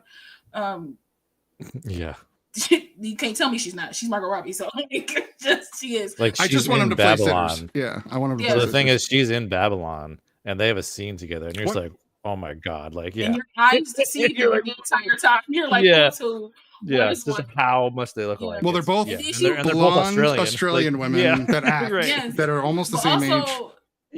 I'll get to it in Guns Akimbo, but like, she was doing coke, and I was like, didn't Harley do coke? Yeah.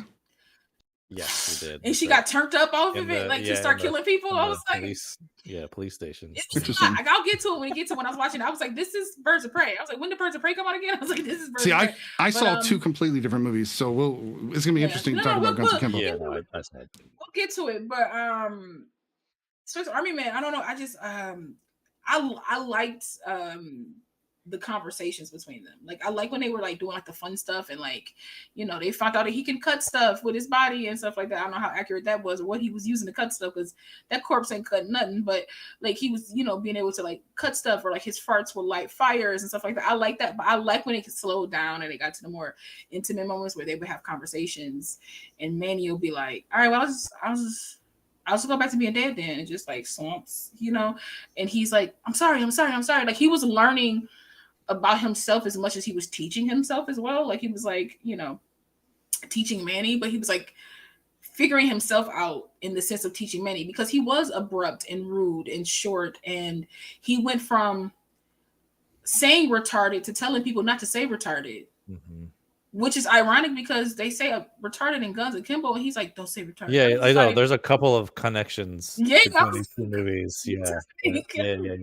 What's happening? But I just think it was funny, like his growth as a person. He went from like possibly caring about what everybody else thought to being like, I think it only matters what I feel and how, and I'm being happy, and I think that was a very interesting character arc, honestly. I think that part of Manny is his dad is the actual other people that he's dealt with as well, because he does say things that even the main character would not say, so it's almost like Hank is projecting what other people would say as well. So Manny's a little bit of both. He's him, but he's also somebody else. Like projections of what he, like you said, he's those two things. The conversation in the chat is about whether any other two actors could have been cast in these roles, and I don't think so. I think they literally found the two people who were like, yes, let's do this.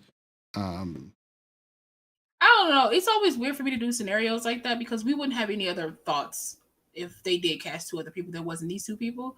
But because we've seen these two people in it, it's hard to imagine two other people in it. Does that make sense? Yes, and in most cases, I totally agree with you. But in this film, you're talking about some pretty particular quirkiness in their acting that I think only fits these two gentlemen.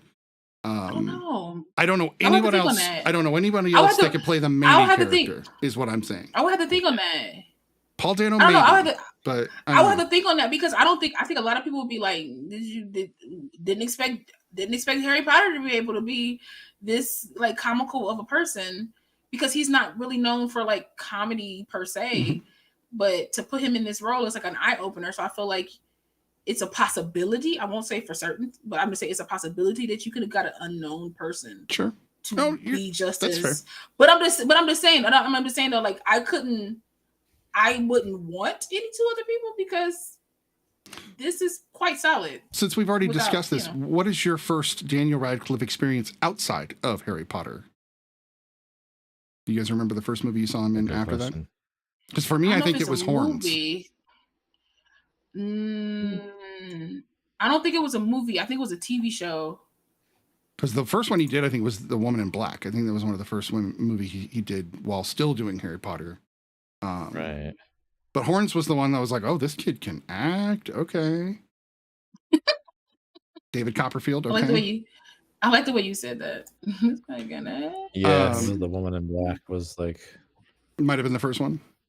Yeah, it might have been. I've heard mixed movies after all the Harry mixed Potter reviews on that one. Now You See Me Too. Now that I think about it. 2 would have been his first. Now You See Me Too. They're making a third one, by the way. Yeah, I know. And he's back. So. But yeah, like I think it was Now You See Me Too when I was like, look at Harry Potter doing something different. And I was like, and playing the villain. Woo. Right, and playing the villain. So I was like, look at Voldemort. Like, look at him coming through. Like, okay.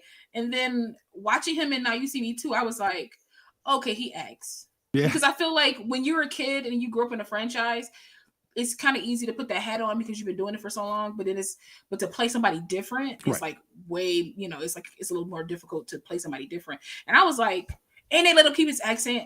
Sometimes I don't like it when he goes American, because I'm just like, I don't like it. But they let him keep his accent in Now You See Me Too, so like he was pretty solid in that. Like even in this one, he was like American, and I was like, oof. If you liked him in that, I would say watch the Sandra Bullock Lost. I think is it Lost City. Yeah, I was just going to mention that. He's pretty good. It's not a great movie, but he's great in it, and there's some fun moments in that movie. Like the movie, it's good. It's like Romancing the Stone, but a modern kind of take on it. Yeah. Okay. It was fun. Pretty great in it. Yeah. I enjoy Sandra Bullock kind of across the board. So. But if he's in that TBS show. Omens. Miracle Workers. Not the other. Miracle Workers, and that's like a solid TV show. Like, isn't that Michael Sheen as well? Michael Sheen? No, I don't think so. It's Steve Buscemi is in there though. Buscemi. Yeah. See, I'm mixing up. I think I'm mixing up that Omens show with the Miracle Workers show. Yeah, because they're both about like Bad Omens. One doesn't have as much like supernatural or whatever. Yeah, this one no. Yeah. But it's like an anthology series. Oh yeah, it's much more like American Horror Story, right? But Bad Omens is Michael Sheen and David Tennant. That's what I was thinking. Those two. I don't know why I get the two mixed up. Maybe it's because it's a bunch of British people doing television shows. Probably. I don't know. Did you guys know that this was the first movie the Daniels ever made? Like they've made two movies. Yeah. They made this. Yeah. And they made everything. Yeah. This is their like directorial, they like screenplay. They're the new Michael Bay. They made a bunch of music videos, and then somebody went, "Hey, here's a movie. Make a movie." And they were like, "Okay, we'll make a movie." I love it. And then now that they've basically swept the Oscars, I think they're going to give them whatever they want to do whatever they want at this point. But it seems like they're already doing that. So like, I don't know. How do we feel about where they're going to go? They going to get more money thrown at them now. That's what's going to happen. Directed Swiss Army Man. Like I want them to just like continue to turn down the things they don't want to do and continue to do the things they want to do. Like if they just somehow wake up one day and was like, I think I want to do a Marvel movie. I want them to be able to do a Marvel movie. I want people to be like, oh yeah, go do this Marvel movie if you want to. The thing is, like they have to be allowed to do it. No. Daniel's way. I'm saying them though. I'm saying they decide that they want. That's the thing. If they want the restriction and they're willing to give it, then that's fine. That's the thing. But I'm not sure. Yeah, that automatically goes with any Marvel film, any franchise film. There's gonna be like even with like Taika, I feel like he's trying to do the Star Wars movie. I don't think it's gonna be as Taika. I think we have two movies that show that maybe it shouldn't be. Not because it's bad. I'm trying to avoid my own opinion here, but because it didn't hit for all the audiences. And with Star Wars, they want to hit the broadest audience. It wasn't as broad enough, right? So they want the James Cameron effect, right? But I don't feel like Taika's comedy is broad. I feel like it hits a certain hit of people. And if he's going to bring that comedy to Star Wars, I think it's going to be the same platform. Well, the funny thing is like Jojo Rabbit was a hit. Like Jojo, like a lot of people loved. Like for some reason that film, and then that kind of comedy like lent itself to more of a broader audience. Where like Ragnarok, or especially this last Thor film, really did not hit. I think it's because it was too much. I feel like I like Jojo Rabbit, and I didn't think I was gonna like it because it's Taika, and it's like no offense to him, but it sounds offensive. But Have you seen his other stuff? No, I think take Thor Ragnarok out of it. It's the only thing that one is very different than the rest of his movies. The only thing I've seen of Taika, like just purely Taika, is Jojo Rabbit. So watch his other stuff. I thoroughly enjoyed Jojo Rabbit. I thought that was so good. I thought it was like storyline where it took place. The comedy for me was great in that. It hit in there, and I think the reason why it hit in there is because every single scene wasn't comedy.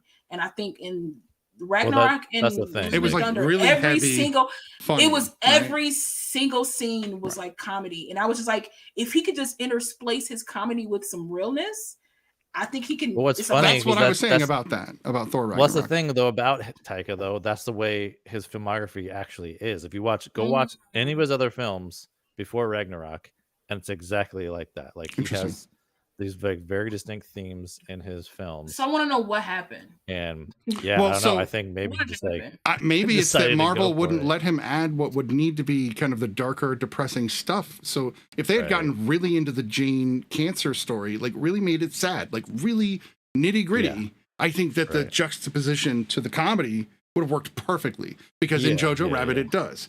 But because know. they I kind of don't slid 100% past all her blame- cancer stuff, and they were like, I "Oh, don't cancer." I don't you know? 100% blame Marvel for that though. I don't. I don't know who to 100% Marvel blame. for I that. just know that's what I don't know who to happened. blame Yeah. either. I just don't 100% put that on Marvel. I feel like it's a mixture of a lot of things. It could be, I don't know.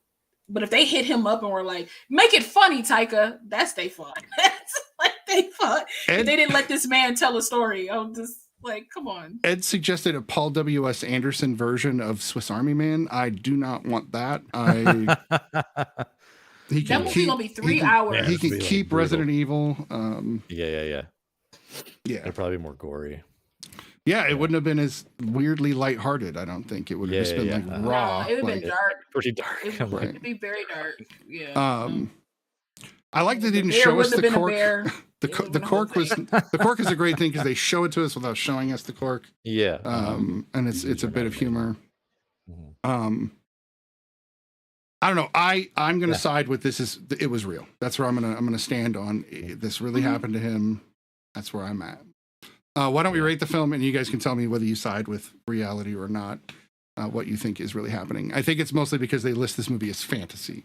So I'm like, okay, if it's fantasy, then that means this might be real. Right. Yeah, because a lot of that, like biologically, I don't think any of that stuff would happen to a corpse. To a corpse. Yeah. No, he should have been rotting away a lot faster. Besides the flatulence, nothing else was real. Yeah. Nothing else was real. No. Brian, what did you think of Swiss Army Man? Give us your rating. I give this one 7.5. Okay, solid. I think I had like certain expectations for it. I think I wanted to like it more than I did, and I was expecting it to be like this, like just laugh out loud kind of comedy. I think more so than what I got. Not saying that that's makes it bad, but that's just where my justification for the rating in little ways. And as far as like whether I think it's real or not, like I don't think this stuff was really happening. I think it was really happening to him in his psyche. But as far as like the real world, I don't think he was. I think if like a third party person had like came there and saw, they would see him like just some random dude messing around with like a corpse. You know what I mean? But then you shoot, and then you go like into, Paul Dano's mind, and it's what we see in the film. So, all right, that's fair. That's what I think. How about you, Lala? First, what do you rate? Rate the film. I want to give this an 8. That's what I'm thinking. Like I want to give this an 8, but I don't really know if it deserves an 8. So I'm gonna say a 7.8. I'll say 7.8. There we go. Got an 8 in there. Yeah. I'll just somewhere in the close to it, but not really hitting it. I'll say 7.8. I'm of the firm decision that this was all mental and this is all happening in his mind. But I'm also like a part of the Harry Potter universe, and just because it's happening in his mind doesn't mean it's not real. So, I feel like it was happening in his mind. So, 7.8. So, all right. I'm going to give this movie an 8. I think it's a solid film, although it is really gassy. Sorry. So, shout out to Ty. That was for Ty. Wow, it's a solid film around liquid covering gas. All right. Anyway, so I give it an 8. I think it's a fun film. I think the Daniels have shown that they're very creative and very inventive and willing to get deep, even when it comes to flatulent corpses and rocks with googly eyes. Like they'll do whatever. If you can make me cry with rocks with googly eyes, you're doing a great job. And if you can make me wonder if a corpse could I wanted to cry with this film, though. I think that's my only disappointment why I didn't get an 8, is because I really wanted to. Because it was the Daniels, I had an expectation, and I was like, I'm going to feel things in this movie, and I was just like, that was pretty nice. I didn't feel nothing, but I felt a lot of that. So anyway, that is an interesting thing you bring up, though, because I feel like due to the success and just how many people have seen everything ever all at once, I think a lot of people are going to be coming back to see this movie for the first time, kind of having a similar expectation. I think, I think I did see this one first. Fry Guy makes like an excellent point. It's a possibility that like because it's mental, it's happening in his mind. That's why we don't see the corpse as messed up as it actually is, because we're looking at it through his eyes. Because when the mom comes out, when Mary Elizabeth Winstead comes out, she's like, "Oh, what's happening here?" Yeah. Like, you know, so her expression is like actually seeing the thing, whereas he's seeing it as like a person, like. Because Manny got better and better as he kept going. Like, he started walking by himself. He pulled him to the thing. It was a whole thing. But yeah. Yeah. All right. Well, we're going to move on to the pre-review, and then we'll be Betsy. back with the last movie, which is, of course, Guns Akimbo. So we'll be right back. Biggie's pre-review brought to you by The Real Study, Sunday nights, 9 Eastern, 6 Pacific. Welcome to Biggie's Pre-Review. The Pre-Review is where I tell you about upcoming films coming to movie theaters and beyond. This is for the week, April 17th through 23rd, 2023. Let's go ahead and get the ball rolling with the comedy drama, Quasi. Quasi follows a hapless hunchback who yearns for love, but finds himself in the middle of a murderous feud between the Pope and the King of France, when each orders the hunchback to kill the other. Now, this movie is from the Broken Lizard comedy troupe, so you know it's going to be funny, and it also stars Adrian Palicki. I'm really looking forward to this. It's obviously a take on the Hunchback of Notre Dame. Let's go. Quasi releases on Hulu, coming up 4/20. Next on my list is Guy Ritchie's The Covenant. During the war in Afghanistan, a local interpreter risks his own life to carry an injured sergeant across miles of grueling terrain. This movie stars Jake Gyllenhaal, Dar Salim, and Anthony Starr. This movie looks great. I'm always pleased with Guy Ritchie's work, and Jake Gyllenhaal is definitely going to bring this one home, I think. The action war movie Guy Ritchie's The Covenant premieres in movie theaters starting April 21st. Next up is the music drama Chevalier. The illegitimate son of an African slave and a French plantation owner, Joseph Boulogne rises to improbable heights in French society as a celebrated violinist, composer, and fencer, complete with a love affair and falling out with Marie Antoinette. This movie stars Kelvin Harrison, Samara Weaving, Lucy Boynton, and Minnie Driver. This movie looks great. I'm all about finding out more things about history. Chevalier premieres in movie theaters coming April 21st. All right, next up, and I've really been looking forward to this one, Evil Dead Rise. A woman finds herself in a fight for her life when an ancient book gives birth to bloodthirsty demons that run amok in a Los Angeles apartment building. This movie stars Alyssa Sutherland, Lily Sullivan, and Jaden Daniels. Now, I think every horror fan out there is at least curious about this film. I am definitely looking forward to it. I'm all about anything Evil Dead. The horror fantasy Evil Dead Rise premieres in movie theaters starting April 21st. Next on my list is To Catch a Killer. In this mystery drama, a troubled police officer is recruited by the FBI's chief investigator to help profile and track down a disturbed individual terrorizing Baltimore, Maryland. This movie stars Shailene Woodley, Ben Mendelsohn, and Jovan Adepo. This movie looks like it's going to be pretty intense. I'm definitely looking forward to it. I love anything with Ben Mendelsohn.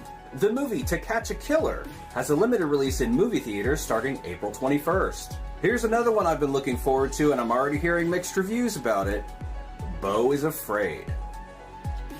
Beau is Afraid is a horror narrative from director Ari Aster.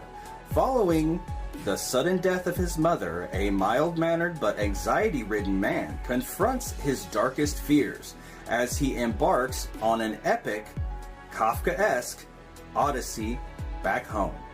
This movie stars Joaquin Phoenix, Michael Gandolfini, Amy Ryan, Parker Posey, and Nathan Lane, amongst others. Now, this movie looks like an enigma to me. I have loved everything that Ari Aster's done, so I'm really looking forward to this. The movie Beau is Afraid premieres in limited release starting April 21st. This week is just full of great movies. Here's another one I've been looking forward to, Ghosted. Cole falls head over heels for enigmatic Sadie, but then makes the shocking discovery that she's a secret agent. Before they can decide on a second date, Cole and Sadie are swept away in an international adventure to save the world. Now, this movie stars Chris Evans, Ana de Armas, and also Adrian Brody, amongst others. This movie is definitely going to be fun. Looks like lots of action, explosions. It's going to be great. The action romance Ghosted premieres on Apple TV Plus starting April 21st. And now we move to some adventure comedy with A Tourist's Guide to Love. An executive goes through an unexpected breakup, then accepting an assignment to go undercover and learn about the tourist industry in Vietnam. This movie stars Scotty Lai, Rachel Lee Cook, and Ben Feldman. This movie looks like it's going to be fun and funny, and it's been a minute since I've really seen Rachel Lee Cook in something, so I'm really looking forward to it. I also love Ben Feldman in just about everything. The adventure comedy, A Tourist's Guide to Love, premieres on Netflix starting April 21st. Now it's time for some action with The Best Man. In this action thriller, Mercenary seize control of a remote resort hotel during a wedding, and it's up to the best man, the groom, and their drunken best friend to stop the terrorists and save the hostages. This movie stars Brendan Fair, Nikki Whalen, Scout Taylor Compton, Dolph Lundgren, and Luke Wilson. This is going to be great. It's going to have Luke Wilson versus Dolph Lundgren, and I'm here for it. The action thriller, The Best Man, has a limited release in movie theaters starting April 21st. Okay, last on my list, but certainly not least, it's Somewhere in Queens. Leo and Angela Russo live a blue-collar life surrounded by the big personalities of their overbearing Italian-American family. When their son's chance at a life-changing basketball scholarship is jeopardized, Leo risks everything to help him, but may tear the family apart trying to make it happen. This movie stars Laurie Metcalf and Ray Romano, and it's also directed by Ray Romano. This movie definitely looks like it's going to be a good time. I really want to see this, and I'm so hyped Ray Romano is directing more films. The movie Somewhere in Queens has a limited release in movie theaters starting April 21st.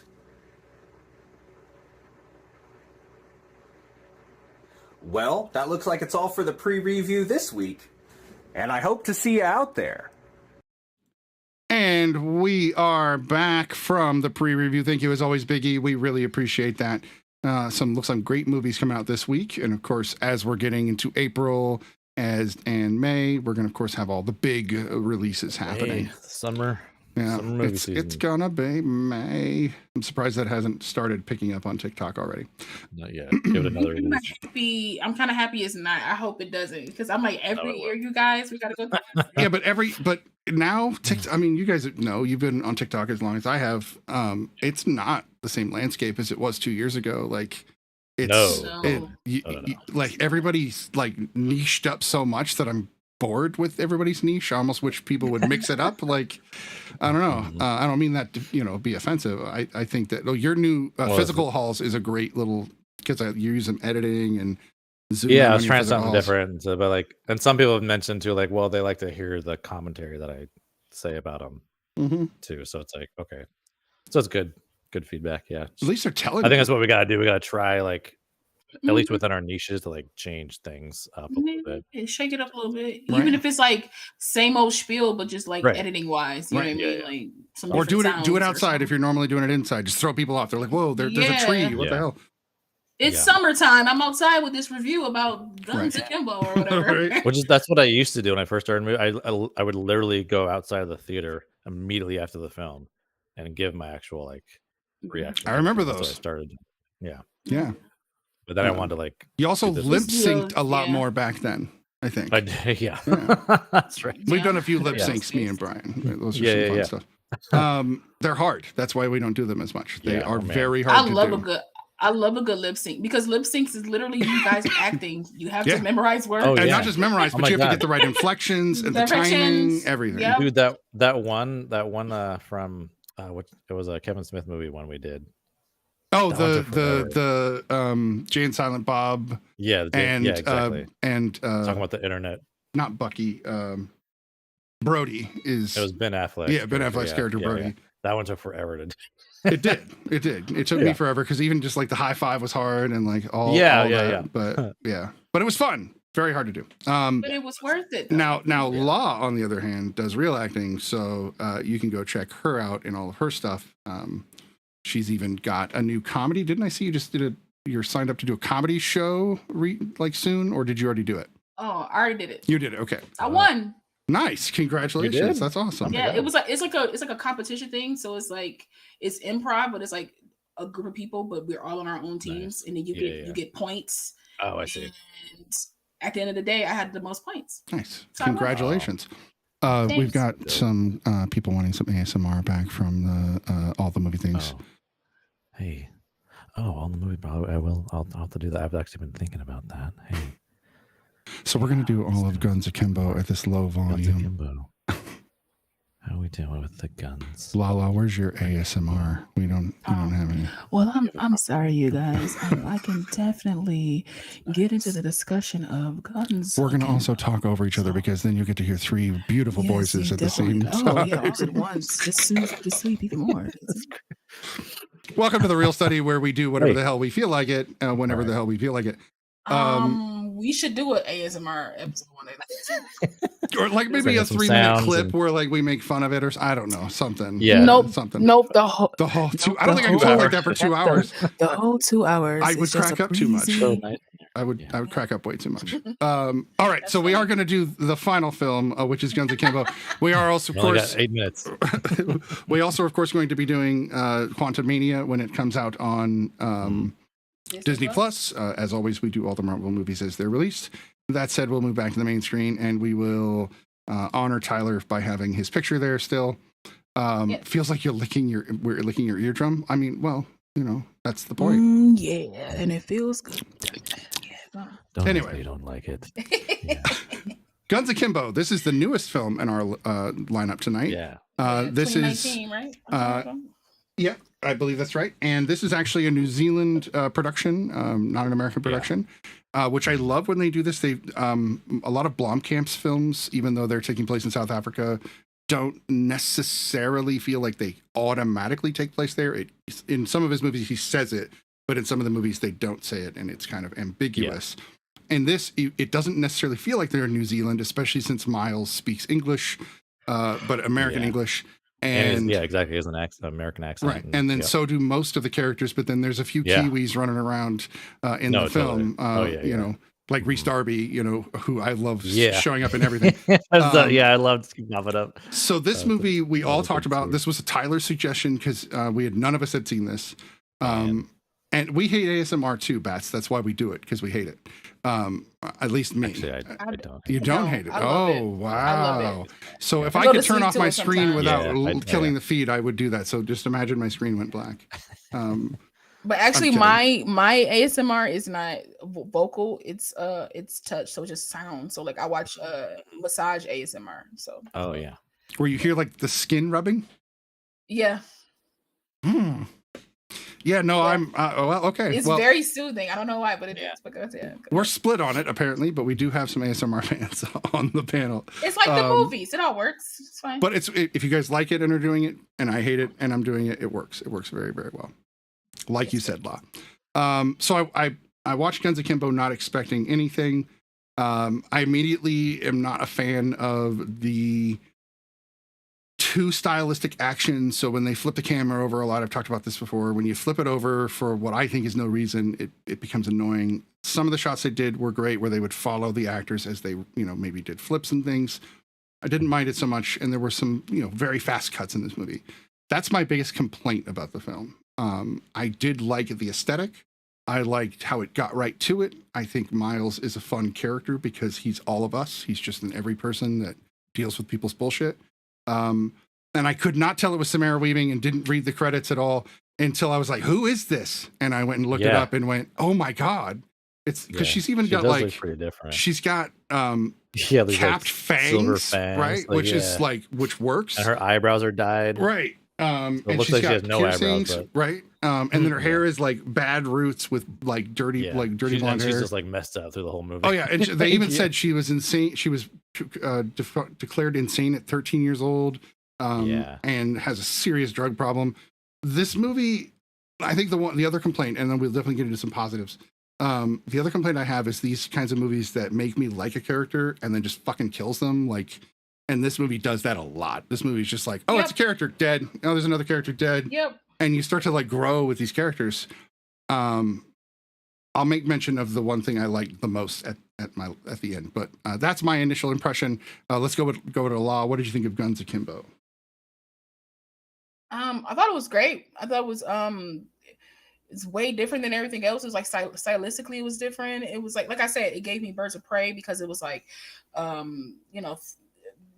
the different like graphics that they would do over certain things, or like when she knocked out the one guy, it was like Lego pieces were his teeth and not like his actual teeth. And so like it gave me a view of like that's how Harley Quinn would look at things when she, instead of seeing blood, she'll see these things to like make herself feel better. And Nyx was nuts. But I liked her. But again, that goes into Snitty's thing of killing people that we end up liking. So like I don't know, it was very interesting. You have like, I feel like they had a lot of characters, but they were all placed very well throughout the film. It was just like a lot of people to keep track of. It was like him, Nyx, the girlfriend, the cops, like it was like so many characters, but somehow like I was not confused by anything. Whenever a character would pop back up, I'm like, oh yeah, that's so and so, and like I was never lost on who anybody was. And I feel like in a movie as chaotic as this, you could get lost on like who people are and what they mean to the story, and I feel like you didn't.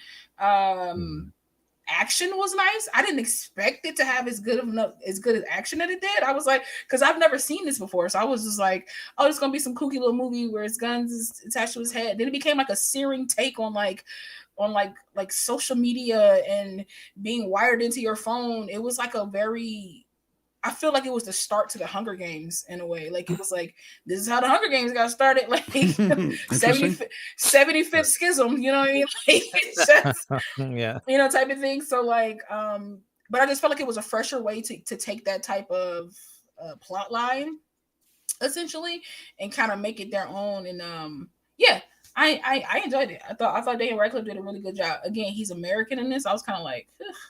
But it didn't take away from anything. Even though I was like, got over it real quick because it was just compelling to watch as a film. So.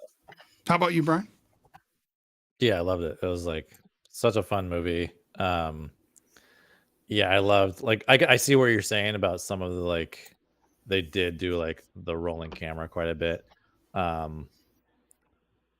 And yeah, a lot of times it was for no reason. There was like two specific times that was motivated, and then all the other times were just like, oh, okay, let's just throw it in there. But yeah, like a fun, like it kind of reminded me of the Running Man. I was gonna say that, like, totally. yeah. Running Man's so good, except for that one's not like an underground thing. It's like a very like sanctioned thing. It's like just the future, but this is like an underground Smash TV. That's what I was Smash TV. Right? Oh my god, like oh geez. Man. Is that a reference? I don't think Law even catches that reference. Smash TV. Yeah, Smash TV. It's an old video game. It was basically. Do you know Running Man? Even the Schwarzenegger movie that Stephen King wrote back in the early 80s? You gotta see the Running Man. It's good. It's a little cheesy now, but it's good. Aina, please put that in the requested folder of Discord, please. I hope she also put Heat in there since we discussed that earlier. But the Running Man, Smash TV was a video game based on the same concept, and your job was to kill as many people as possible and collect VCRs. That was a game show. Money, it was a game show, and you had to collect stuff. It was great. Yeah. Oh, that's so Supermarket Sweet. Right, but no, you're not wrong. But violent and an electronics store really is what I say.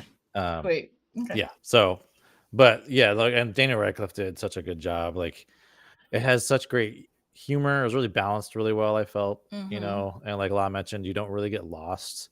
you think it's like so fast, like it's just moving. But yeah, you don't get lost in these characters, or who's who really. And yeah, I liked what it was trying to say, you know.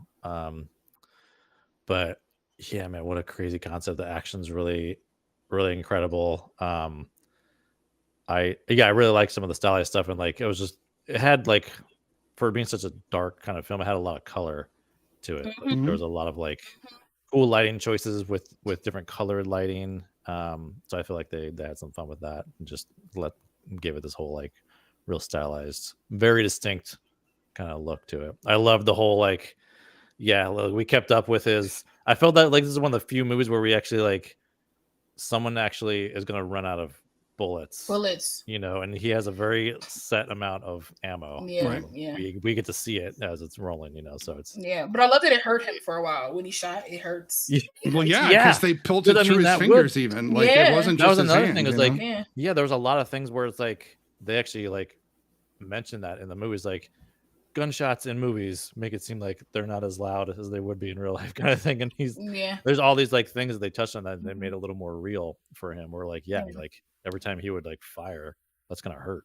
Yeah, because it's like in his bones to be prepared. Like one of my favorite lines is when he's in the car with the detectives and he shoots the guy, he shoots her dad or whatever, and he's like, "What did you do that for?" And he looked at him. He was like, "Is that look supposed to?" Exactly. Yeah, he calls him out. What?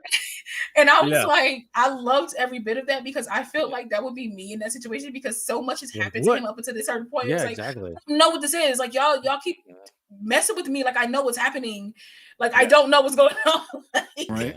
So I like love that part. I was just like, it's so real. Like a lot of the I don't know why I want to say lyrics. Dialogue. Thank you. I was like, why am I saying lyrics right now? Maybe because they were singing this was Army Man. I don't know. But a lot of the dialogue is like real life dialogue. How a person would speak in a situation as ridiculous as this one is.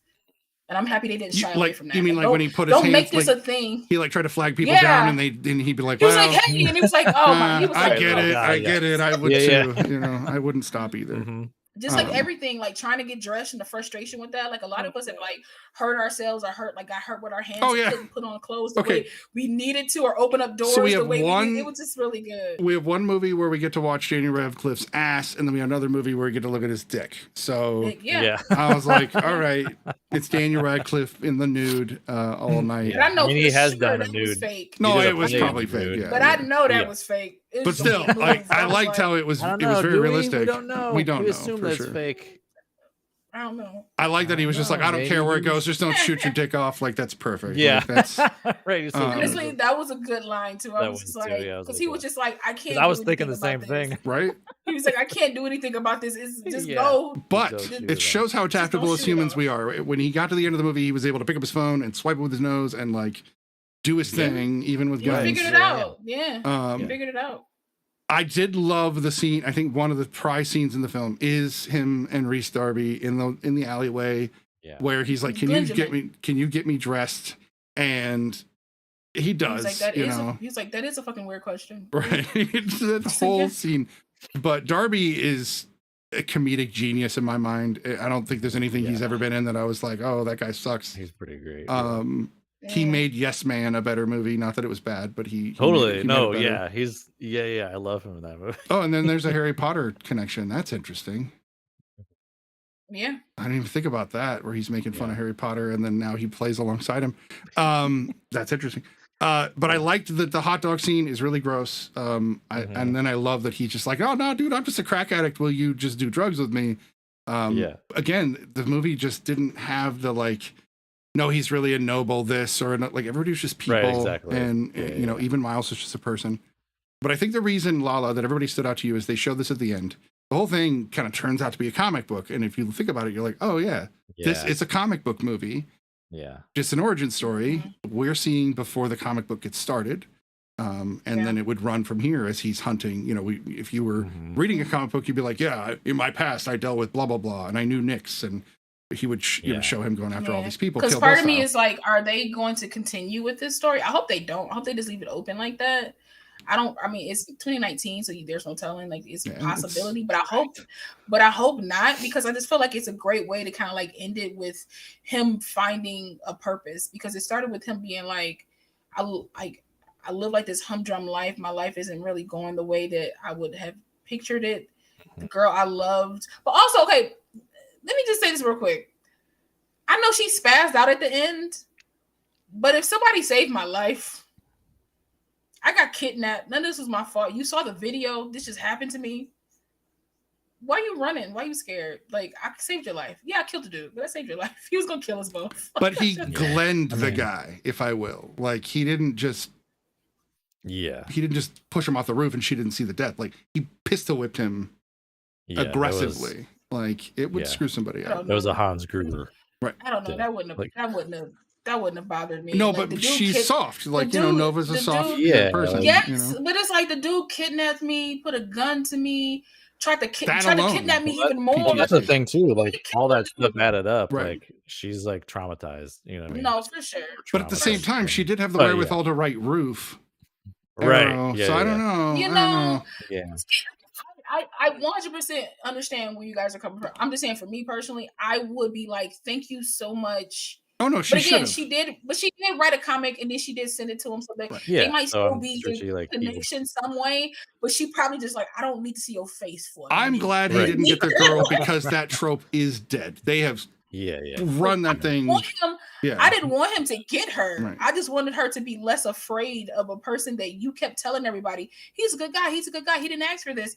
But okay, but I just saved your life, and you're running like I was the guy that took you hostage. But again, I know she's traumatized. But that still. Guy, Ned Denny, does great as the villain. Yeah, he does. And he is a comic book villain. I love how he's all tatted up. He looks like a comic book villain. All of them do. Once the comic book popped up at the end, I was like, oh, God damn it, this makes perfect sense. I want to watch it again with that in mind now and just look for those comic book tropes, because I guarantee they're littered through the whole film. He's like a reverse Victor's ass, you know. A what? That's what he is. Oh, Victor's ass. I thought you said Victor's ass. I'm like, what is Victor's ass? I don't know what that's that what we is. call his button. Swiss Army Man. We call it Victor's ass. That's Manny's ass. So ass, yeah, no, this movie is one of those movies where as people died, I would kind of feel a little sick and go, oh man. Like his friend. He just blew his head off. His friend, yeah. I know. I didn't like that. The cop, I was like, oh, he's gonna save his daughter. No. Nope. Nix. She turned to leave. Nix's death made sense to me.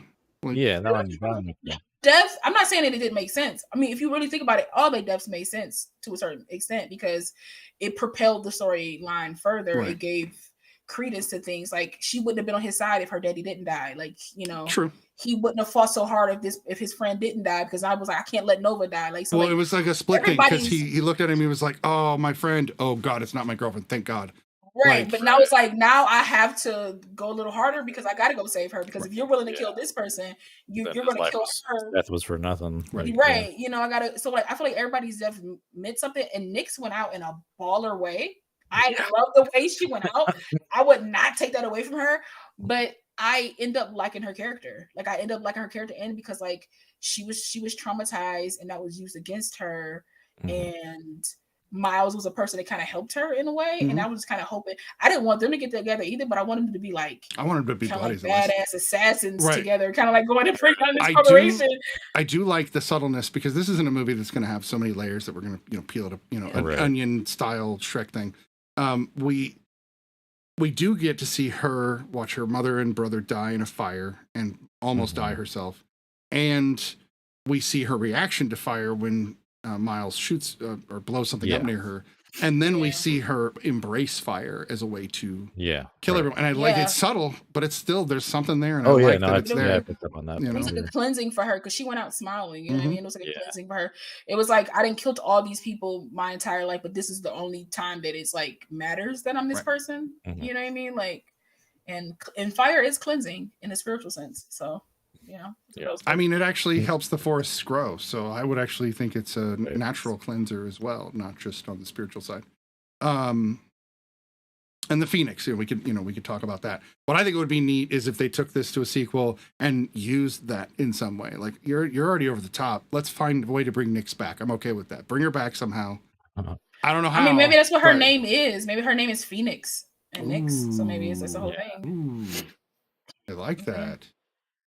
Yeah, but if you guys want to watch Samara Weaving and play not the babysitter, but kind of the opposite of the baby. Well, she was a badass in that movie too, but Ready or Not? No, so Ready or Not is another one she did, but The Babysitter was the first movie I ever saw her in, where she played. Yeah. Oh, The Babysitter. Yeah.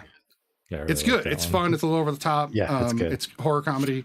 And she plays the like cute babysitter who's a Satanist. Why not? Because why not? It's two of those movies. That's wild. Right. I don't know what else I want to say about this movie, other than it was just a fun ride, and it was funny, and it was kind of ridiculous. I don't know if I have much more. You guys got anything else? Nope. All right. No. Well, that was Guns Akimbo. Why don't we go ahead and rate it?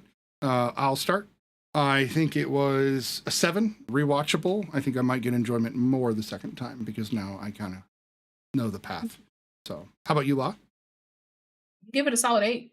8. Okay. I was there from start to finish, man. I enjoyed it. I might watch it again, like a month from now or something. It was solid. So that's soon. Okay. It was a fun watch. Yeah, it was a fun watch. Yeah. Right. And it's action, so it's not like you got to sit down and really like let your brain sink in. How about you, Brian? Yeah, it's an 8 for me as well. Like I definitely felt like I enjoyed this one. Not that I didn't enjoy Swiss Army Man, but this one I just different tonally. Like, yeah. So yeah, it's an 8 for me. There's I would feel more comfortable recommending this one too to people. Yes. Even though this one is sadder, and I don't know, they're both sad, but anyway, the look on Daniel Radcliffe's... you won't lose friends, Bri, if you tell people to watch this one. You might lose friends if you tell them to watch this one. It's a straight up, fun action movie with the look on his face when he's afraid when the cops are pointing guns at him. He's just like, he's very expressive, Daniel Radcliffe. The look of Daniel Radcliffe on this poster, and I just made the poster much bigger. Reminds me of Uma Thurman in Kill Bill 2, where she's got the blood and the dirt all over her. There's something about blood and dirt all over the face with bright blue eyes that is just aesthetically pleasing to the eye. Pleasing to you? Yeah. I don't know what it is, but both of them in both of these films, especially this oh, I know what it is.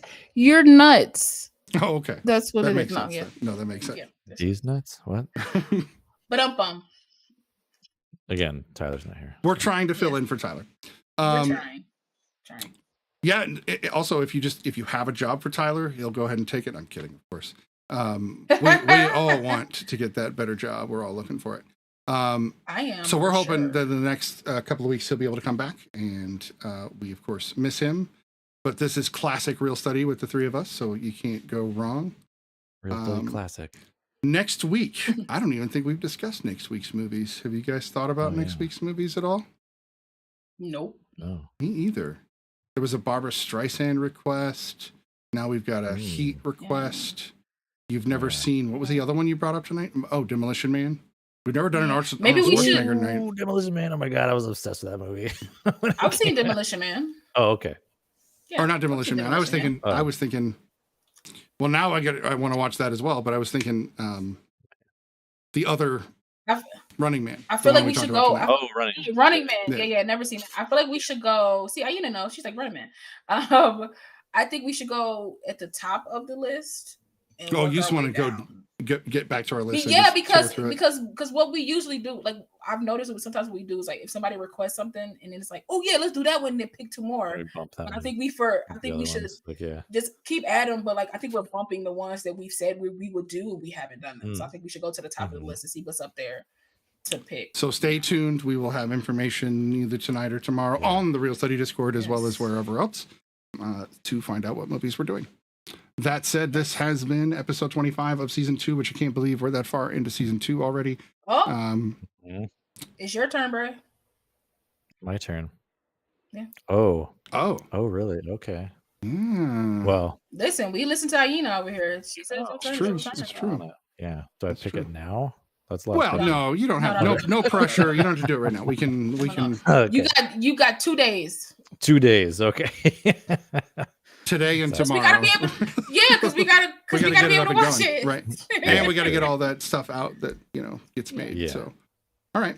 Okay. Well, we will tell you all as No soon as we pressure. can. But since Tyler's not here, pun. I don't have one Yeah. just in my pocket like he always does. We Dano.